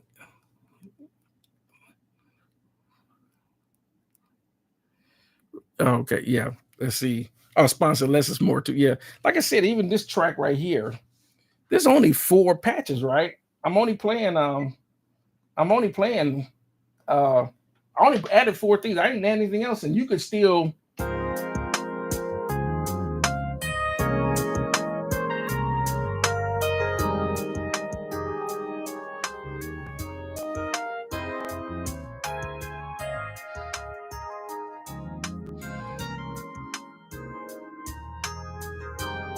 it's only 4, do you really need to have 100 tracks? This is only 4. Not really. Now, a lot of times when I do my drums in the DAW, I like to put at least the drum, the kick snare, and the hi-hats on at least 2 to 3 or 4 channels. Uh, that's what I normally do here. Um, and then I might have my bass here, keys, the strings or whatever line. Then that way I can have vocals here. And it's usually pretty full that way. Um, it just depends. Because back in the day, case before the days of DAW and the ability to have 250 million tracks, right? You only had about as many tracks as your tape machine. So if your tape machine was a 24-track tape machine, which was big money. This is the 80s, right? If you had a 24-track tape machine, oh, big money, big money. That's the studio people want to go to because they can multi-track. Because the most home studios was 4 to 8 tracks. So that was the common thing, right? So, I missed some statements as found there. But okay. Then the Summer says, sounds good, appreciate it. And oh yeah, he said the song is smooth, one or 2 more elements away from having the ladies ready to that's funny. Yeah, like I said, I probably would throw in a little string line, maybe a little acoustic guitar, and that would be about as many instruments I would have in this track, right? So yeah. So and let's see. Oh yeah, as engineers, we want the best original recording. After that, you can manipulate it any way you want. Yeah. So going back to the 24 track, tape machines. So you got to look at it. They were only mic the drums with maybe 4 to 6 mics max.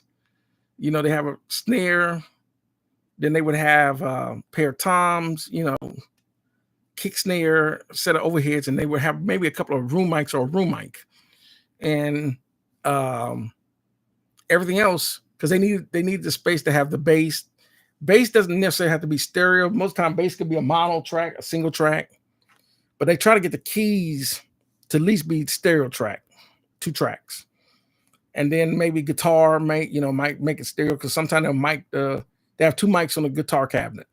One, and it could be a ribbon mic or a dynamic mic or maybe a condenser mic or whatever, and they would blend those 2, and then maybe some whatever the case. Maybe a second set of guitars or whatever. Then maybe if they had some percussion, maybe some strings or whatever. Then they try to say at least 4, 6 to, a couple of tracks for vocals and 2 or 3 tracks for backgrounds. And then they would, a lot of times they still would have, because they had a 48 or 72 channel console, then they might have 2 24-track tape machines synced together, give them 48 tracks. Which gave them a lot more expandability. So they would sync 2 tracks, but one of the channels would be dedicated to Symphony timecode, which would trigger both tape machines at the same time. And they would use something like my controller, like you see my BRC. They would use something like that would control the tape machine. That BRC controls the ADATs or my hard disk recorder, but that's how it was done. DAWs are only limited to about the power of your PC or your Mac and your hard drive space. So you can do 100 tracks. But to me, 100 tracks start to sound cluttered. It really do. Sometimes people have a 100 track, but on that track, all they got is just like a little shaker. That's taking up a whole entire track. And then on top of it, the shaker only might come in at the chorus. Might and that's it. And that's it. And they got one track just for that. I'm like, really? So sometimes mixing engineers have to make decisions. Like, we don't need that shaker track. That's not going to be missed. So we're going to eliminate that. So a lot of those 100 tracks will be bust down into like 16 or 24 track buses. I'm going to take 16 of these tracks because all these are just, samples. These are just, like synth lines, and they might get rid of that.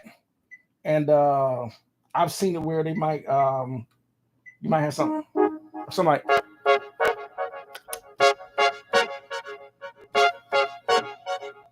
something like that, right? So they might have it on 5 tracks.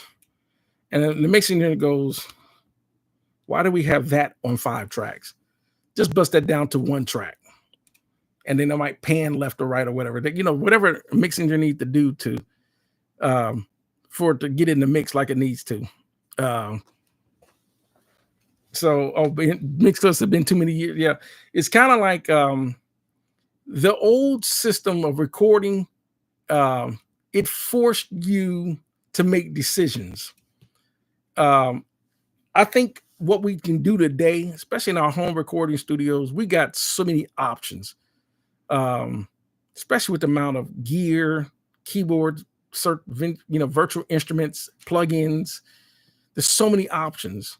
If you go back to the classic days of bands like Earth, Wind & Fire, they had to use, you would have your drums, percussions, guitar, lead guitar. You would have your rhythm guitar, horn section, bass, background vocals, and lead.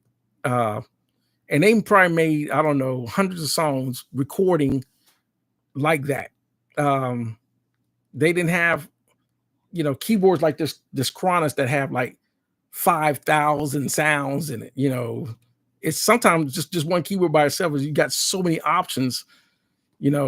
It's kind of like sometimes I found myself being a lot more creative when I had a lot less, because it forced me to be a lot more creative. When you have a lot of options, you're sitting there like, should I choose that? Should I go with that? I got, it's like with these 10,000 plugins, you got 500 compressor plugins when probably 10 of the compressors out of those 500 would be all you would ever need for compression. There's probably just 10 that you'll ever need. So, dear sir, thanks. I had to step away for a minute, but just ready to come. Yeah, you're welcome. Welcome back. Elsom said, why did the music sound and feel so much better? Is that the talent level? The cables they had in the studio plugins really sound good these days, better than some hardware, but something is missing. Well, naturally, I've always said this. The number one thing in anything when it comes to music is talent. It's kind of like, can you imagine if I was sitting there I'm going to be this next R&B singer, but I sound like, I love you. I gotta love you. Like, yeah. Imagine if my voice sound like that. I'm trying to do a record. You're not going to listen to that. You're not. You're like, that sounds awful. That sounds bad. Or if I was a keyboard player and being a keyboard player and I'm sitting there,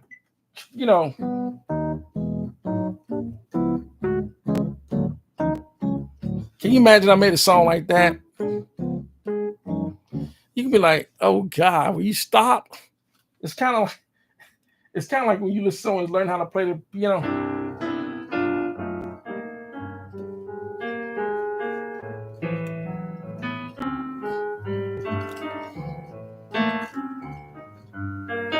Can you imagine that? You like, when you have to listen to someone trying to play, you like, will you please go in the other room, shut the door? So, like when I started playing the piano, I started like this. I was like everyone else.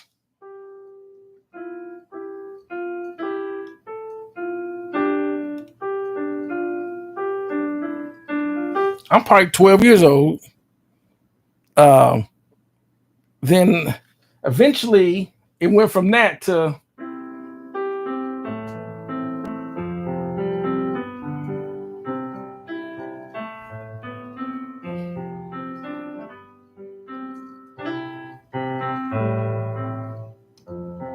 and then eventually it led to,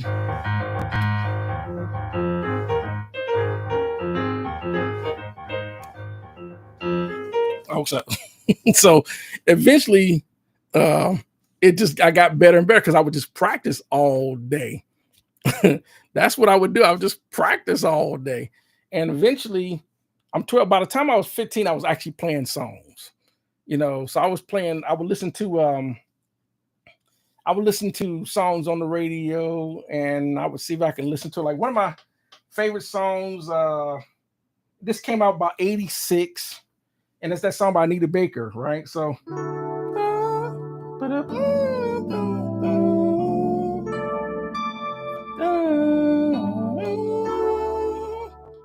so that, or I was playing When We Met You. Always knew.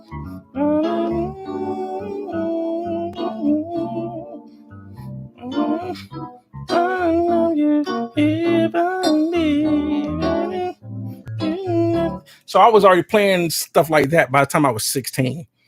Yeah, caught up in the rapture. So by the time I was 18, I was actually playing piano behind people for talent shows, especially when I got to college. When I went to Central State University, I'm sitting there playing. Um, I was playing a song. This guy, he sounded almost like Luther, close to Luther. And he's like, man, can you play the song Superstar? Man, I'm doing it in a talent show. We would always have talent shows in college, right? So,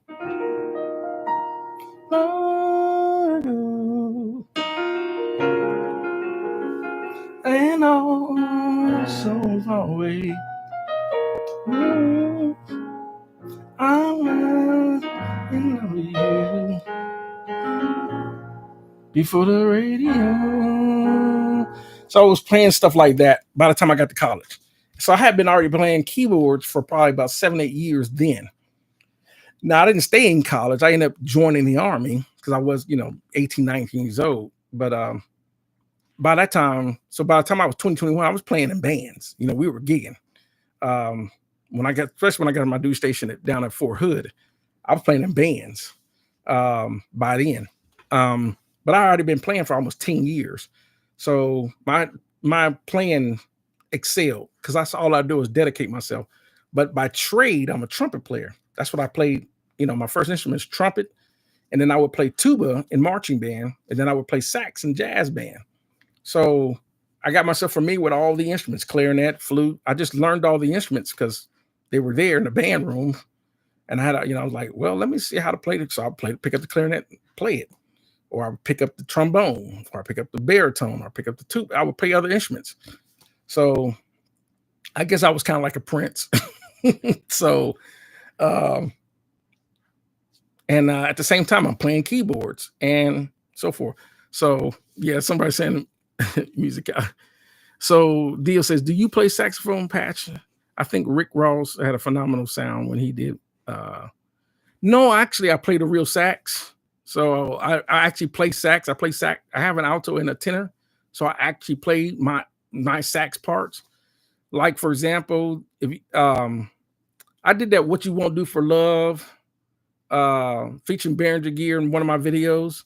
The sax and the horn is actually me playing the sax. Even though you see the video me moving, I'm actually playing sax. That's real. That's a real trumpet. That's a real sax.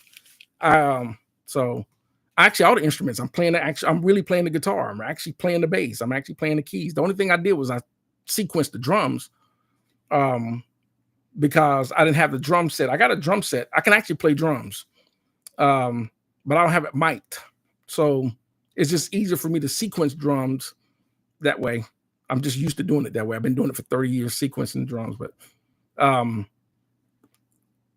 any instrument a real instrument, I'm going to play that. I'm gonna use it first before I use a patch, if that makes sense. So, um, what else? So like I said, by the time I'm still in the army. When I left the army, I went to the reserves, and I playing in the band and all that. And I was in a reserve unit, and I hooked up with a guy that his name is Grover. He owned a record label called Technique Records. Had some girls. He named them a different taste.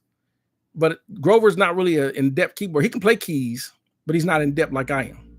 They go my AC compressor again down in the garage, so it's making that, so you hear the vibration of the mic. I need to go downstairs and turn that off, but I'll turn it after the live stream. So I listened to the stuff that he did, and I said, well, let me take the music back and let me redo it to give it, a little bit more oomph and all that. So he did that. He loved what I did. That's how I got out on board with Technique Records and being on the Technique production team, and that's how ADT was born. So, or how ADT was born. That's how how I was born. Well, I guess no pun. That's how I got onto the Technique production team, if that makes sense. And the rest is history for that, for a different taste on that. So,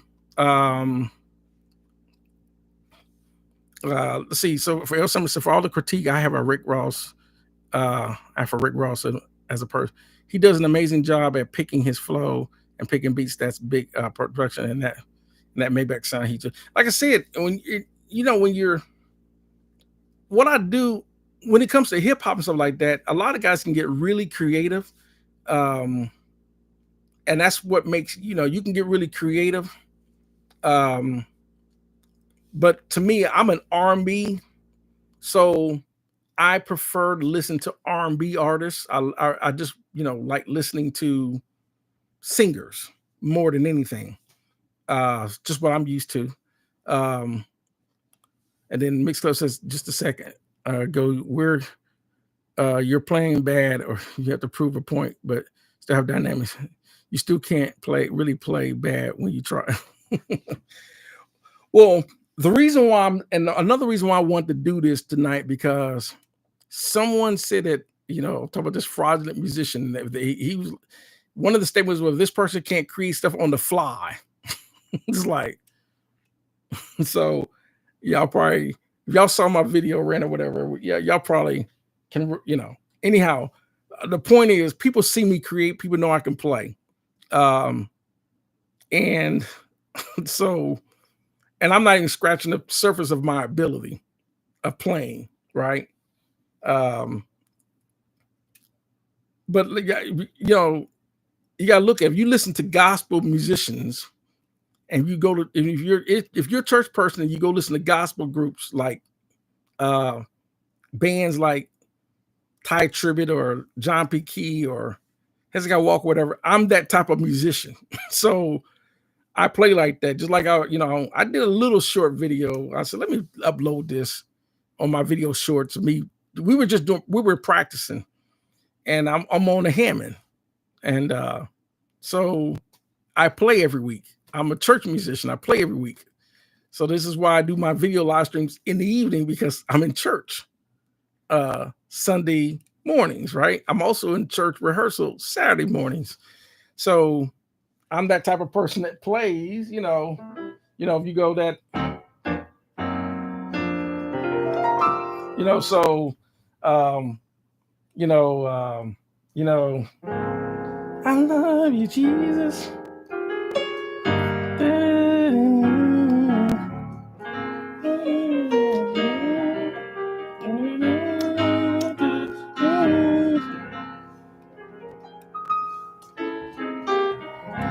I'm that type of musician. So there you have it. One of the videos I deleted is, I had a video that I deleted. These are the people that was watching my channel and they saw the videos I deleted. I have one video said, should church musicians get paid? I'm like, yes, church musicians should get paid. All the stuff that a church musician has to learn. If you're like me, I have to learn every single choir. And sometimes it's 4 or 5 songs per choir all month. So that's 20 songs I got to learn. That's, so sometimes I'm learned as much as 20 something songs. And then on top of that, I'm still following the pastor. especially he gets the, he get the, you know, you, stuff like that. When you get to the praise, the pray, and all that. When I'm in church, so, um, so, but by nature, even though I'm a church musician, by nature I'm an R&B guy. So, but I can still play pop. Like if I want to,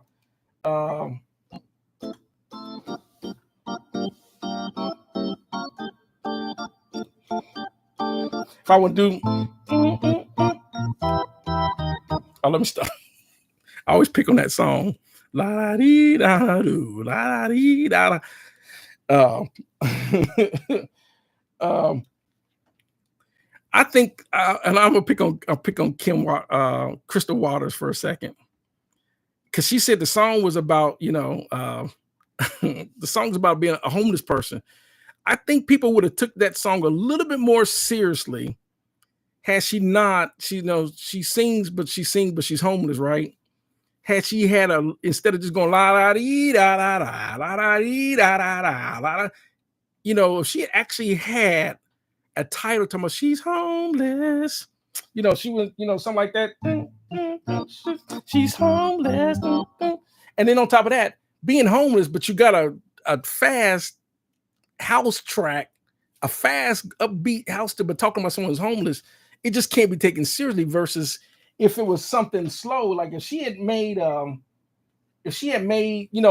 that same usual same lyrics and said something like,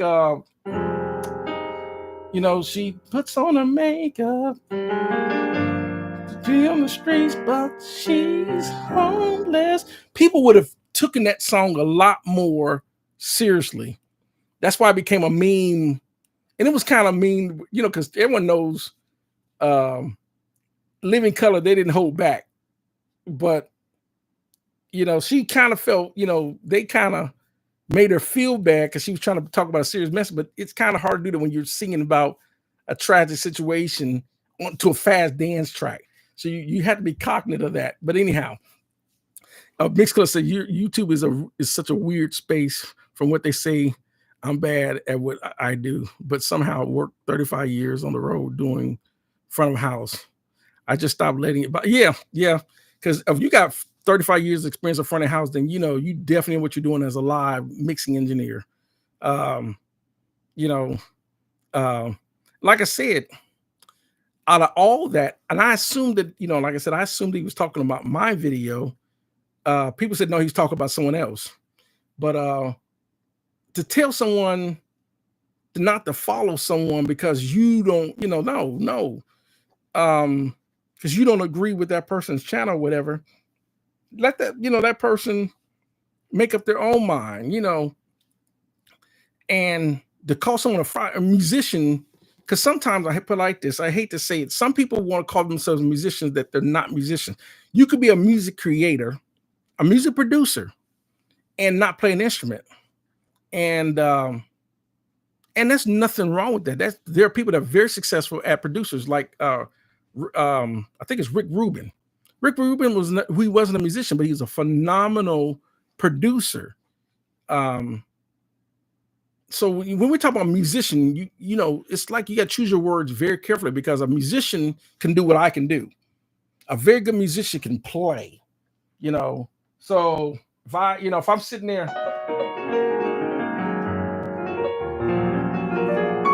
or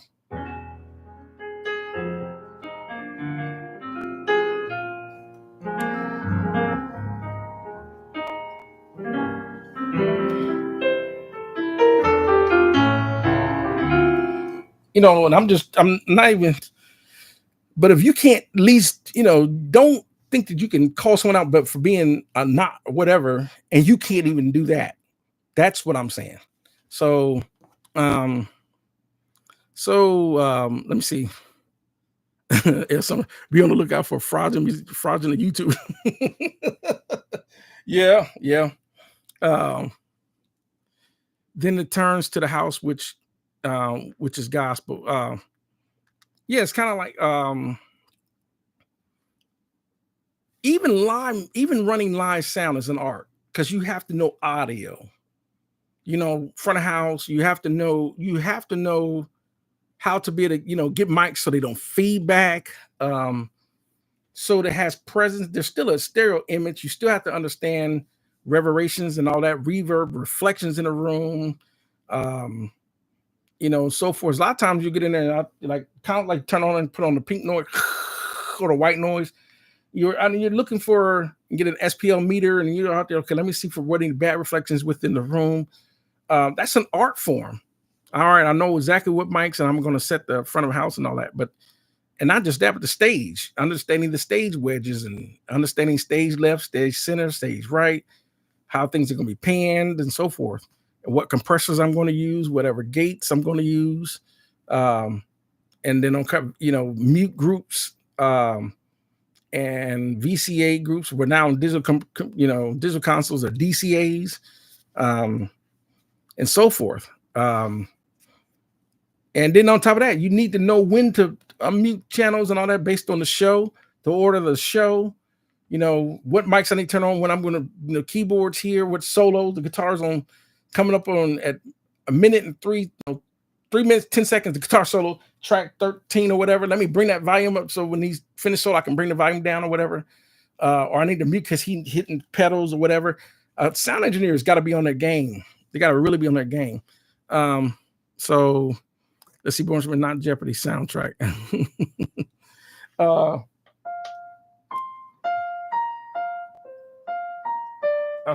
was gonna do this out. So I have this little meme I do at church now. Whenever someone starts making jokes at church now, I start doing this.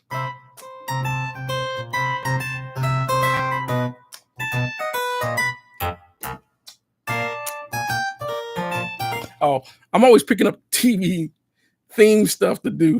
So if people look at me when I start laughing because, I'm a jokester like that. But anyhow, let's say how should I get a used LA610 or the new Warm Audio Tone Beast? Even the because I have an LA610 behind me.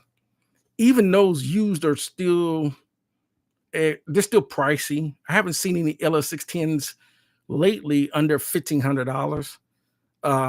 The Warm Audio, even with the tears, are still supposed to be about $600. I would say try the Warm Audio.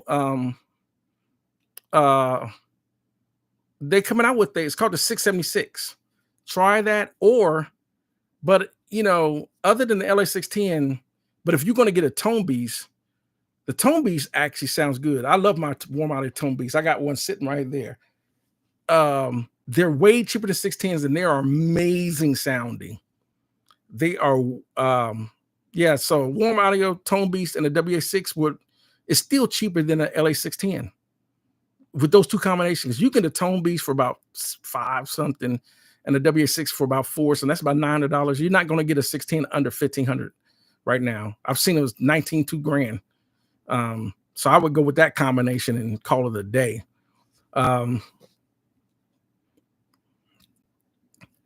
If you don't have something nice to say, I'm just gonna leave and go. But it's kind of like sometimes, and don't get me wrong, there are some YouTubers that probably need to be addressed. There are some YouTubers that they get on their own platforms and try to talk crap about other YouTubers, and they're no good. But to me, if you're good at what you do, and you're really good at what you do, you don't have to talk crap about someone else's channel. You don't. It's kind of like me. I don't have to prove that I can play, right? People know I can play. Sometimes people get on there and say, just because I don't always make videos of me playing doesn't mean I don't know how to play. It's kind of like you're not hearing me when I'm playing. Like I play in church every week. So a lot of times people that hear me are the people at the church, the choir and all that. but I play every week. I've been playing in church for years. So you just, unless you go to my church, you just won't hear me playing unless you hear me doing certain things, or you've heard music that I've done. For me, even when I was doing my reminiscing of the music that I did, and or Would You Rock It or Drop It, all that music that you heard, that's me physically sequencing and playing those parts. That's literally me playing those parts. That's not me sampling and all like that. That's me literally playing. Just like if you listen to that partially of the Christmas mix that I did a video not too long, about a few months ago, about Christmas, the Christmas CD that I'm working on. That's me actually playing those parts, nothing sampled. So you hear singing, that's Wanda singing, have yourself a merry little Christmas. And that's all coming through the Out on the Heath and the outboard gear that I was showing. I still got the cables on the patch bay. So let me see. Okay, I missed some stuff popped up. Okay. Let's say maybe he was just a little tired this weekend. To his credit, he just had baby. He might be tired. Hopefully he wasn't talking. Yeah, I hope so. Some people say he wasn't, but it was just too many things that are familiar that made it sound like it was. But there are people that are in the same similar situation as mine. So that's why I took my 2 videos down, because they said, he wasn't talking about you. They sent me the link. They said he's talking about this guy, and then I watched the guy's video, and the guy said, yeah, he said he was talking about him. So I said, okay, that's why I made another video. So let me apologize, because he wasn't talking about me. I still don't approve of you, because with Bolo's credits, Bolo don't have to prove anything to anyone to talk to someone else's channel. He's got his platinum albums. So he should continue to do your thing, right? So anyhow, and let me see, you can play Great Mark. You don't have to prove it. I appreciate it. Yeah. And Born Sugar say glissando. Glissando, yeah, glisten. But Dio's asked me, what is my process for processing vocals to get your professional level sound? The front end, the recording itself, literally make sure that you have a good level. Here's the thing on a preamp. Try to get as much input gain as possible without actually pushing the output to create noise. A good preamp like that Tone Beast or those Avalons or so forth, or those Altrons or whatever the case, will get your vocals pretty much 75% there if you get a good level on your preamp, especially with a good dynamic microphone or a good nice condenser microphone.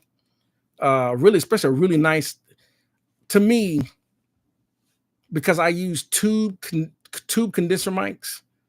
I have a really nice condenser mic tubed that's going through the Avalon, so the vocals are already nice and warm. That Avalon is a tube preamp, so there's warmth there. So that's 75%. All I have to do is make sure that it's clean. I use my Rain EQs, and I use those are the Clark Technics, but those are basically LA2A compressors. I just run it through those and call it a day. It just comes out sounding up front in the mix. I also make sure I'm, with a good level, but that's how I do it. So Mick says you don't stop working. It's small. Yeah, that's right. That's true. Dia asked me, what was that, clavinet or harpsichord? That's it's called G steel strings. It's supposed to be like a steel string guitar, like a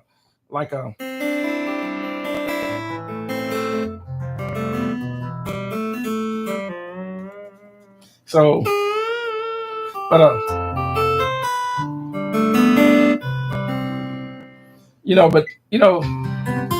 But like,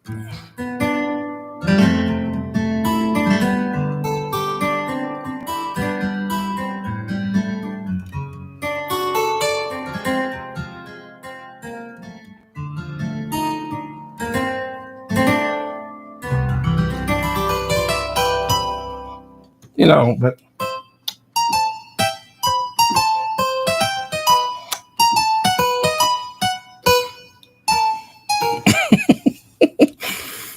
yeah, I kind of like that. Curb your enthusiasm.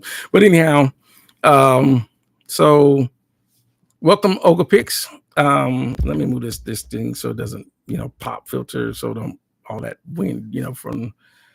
But the Mix Club, I love the talk shop, but it's so hard on YouTube. Shop is to people in the room and harshing out in a nice way. I miss that from work. Yeah, I agree. Born so much is facts. You see, Seven Sunset, you're the most talented and knowledgeable most music to you. I appreciate it. Appreciate it. Uh, I don't know about the most talented, but I appreciate it. I'll take that. So, um, how do you feel about 32-bit float? Does it really make a difference? Um, it really it really depends on how you're using it. It's almost like, what's another way the best way I can, it's kind of like 6K video versus 4K video versus 1080. You know, 1080 is going to look good. 4K, it almost look too processed, yet alone 6K. So that's the same way I can think about with 32-bit flow. I don't know any other way to describe it other than it may be it has its purpose, but you may not necessarily 24-bit would probably be more than sufficient for what you're doing. Alpha Zero says, can you please give me a good piano like 50 Cent? Can't pop in them things. Well, when it comes to piano sound, a lot of times really just something that's bright. Let me go to piano. Like this German, right? That's a little bright compared to this dark green, right? That's a little darker sounding. Versus this rock. This rock sound is going to sound it's going to pop in the mix a little bit, so like a rock piano.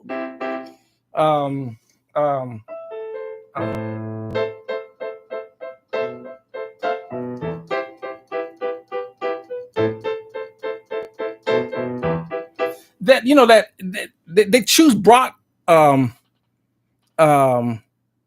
They choose brighter sounding pianos so they pop in the mix. You just have to try it. I don't know. It also depends on what you're what you're using. Are you using a keyboard or are you using a VST? That's the best way I can, try to get something that's just bright sounding. Don't try to use a dark piano sound. Because then you'll find yourself trying to EQ it to bring it out in the mix more. That's the best way I can describe it. So let me see. Oh, I said love the piano. I'll see. That sounds super 80s cheesy MIDI figure guitar. Of course. Let's see. Let's see. Oh, say love me some David. Yeah. Oh yeah. from Curb Your Enthusiasm, because it's kind of like you got to kind of understand his humor to understand his, so let me see what else. Joseph said, here's the thing many don't realize: $150 dynamic would be our most 200, 500 condensers with the correct preamp level. Yeah, I wouldn't debate that. It just depends on what you're using it for. I think that Bruce Sweeney, he kind of like he kind of liked that SM7 a lot more than the condenser mics he was using to record Michael Jackson. He just said the dynamic that SM7 sounded the best on his voice. So, like me, I don't use dynamic mics much for vocals. I use condenser mics, but that's 90% of most recording studios use condenser mics, especially tube microphones. But that doesn't mean that they don't, a dynamic mic wouldn't work. So, yeah, Mexico says it's been a long day.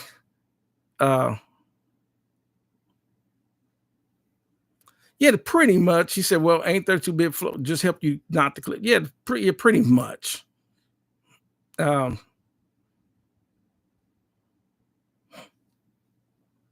Literally 50 Cent. And I had to listen to it. He said, "Literally, it's a song 50 Cent can't popping them things. Can you play that?" Like I said, I don't know that song. I have to listen to it. So because I'm not a hip hop guy. I'm an R&B guy. So I don't know a whole lot of hip hop songs, except for the most popular ones, like especially the 90s stuff. So I am not a hip hop guy.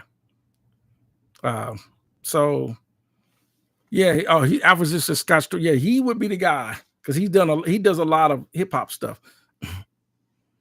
So the one I can teach, you can spend lots of money to buy gear, but the best gear cannot replace skill, experience, and knowledge. That's right. That's 100% fact. Yep, like Ian said, 24-bit is sufficient for most material, especially in studio when you are. Yep, that's right. I mean, y'all are exactly right. 24-bit is, so popping up things is G Unit. Holler at your boy. Yep. I think 50 Cent was G Unit before he started doing a lot of soul, before he started doing a lot of soul stuff. So Joe said the SM7, not the 7B. The SM7 is what I think the B is the new version that Shure put out. The SMB7. I don't think you can get too many SM7s today. So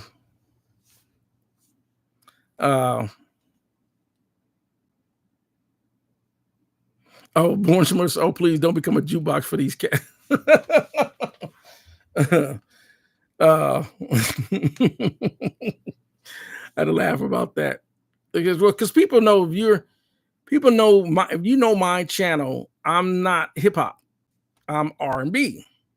So if you want true hip hop, if you want to really start discussing a lot of hip hop stuff, you're on the wrong channel. I know of quite a bit of hip hop stuff, but I'm not that hip guy because there are people that tune my channel, they think I'm hip hop, and I'm not hip hop. I'm R&B. So, well,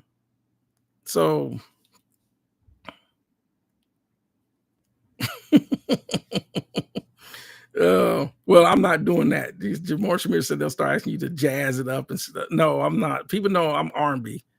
So, so that's just the way it is. So, let me see what else. So that's pretty much it. Like I said, a lot of people are tuning in late, so they didn't see me constructing the song. You might have to go back early in the video when it post about me how I put stuff together, because a lot of people that's tuning in now missed it. But if you go back and watch when it posts, I'm an R&B guy. They'll hear it if you go back and see how I was putting stuff together. But that's going to do it.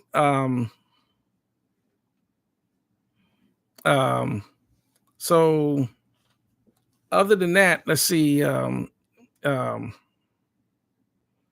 me see. So let me see. Here's another thing. The microphone selection is dependent on the instrument, the genre, the rest of the signal. Yeah, that's why you should have a big variety of different microphones, pretty much. So Oh, holler at you. Let's see. Tell us about how you approach gain staging in a mix. Well, the first thing I do is I got to watch the master bus. You want to make sure that each of your channels have a pretty good amount of headroom, because when you start adding EQ and compressor plugins on your insert, you got to be careful because that can add some gain, and you don't want to make sure that you start going where you're in the clipping zone. But you also got to watch what you're doing in the master bus as well. So that's pretty much it. So it's really not, that much of a. You just got to watch your levels. That's the best way I can describe it.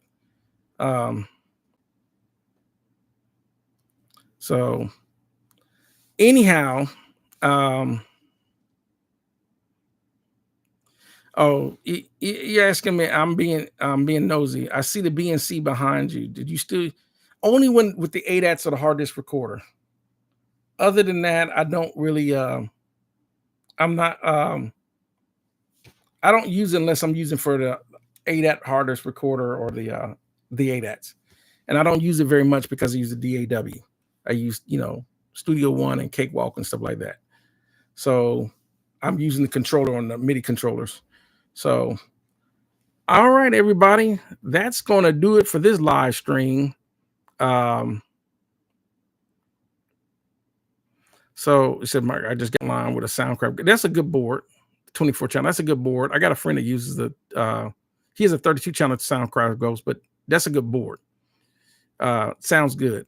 So, but yeah, that's going to do it for this live stream. I appreciate everyone tuning in, and I'll be back. Of course, I won't have this set up. Maybe I might. We'll see. But I got to go back and see what I was going to talk about next week. But I really appreciate everyone tuning in, and we'll keep this going because it's been over 2 hours. It's been well over 2 hours, and I meant to shut this down at 8 o'clock. So, y'all have a great one, and we'll see y'all next week. Thanks everyone for tuning in, and that's going to do it for now. Appreciate you, everyone. Y'all have a good one.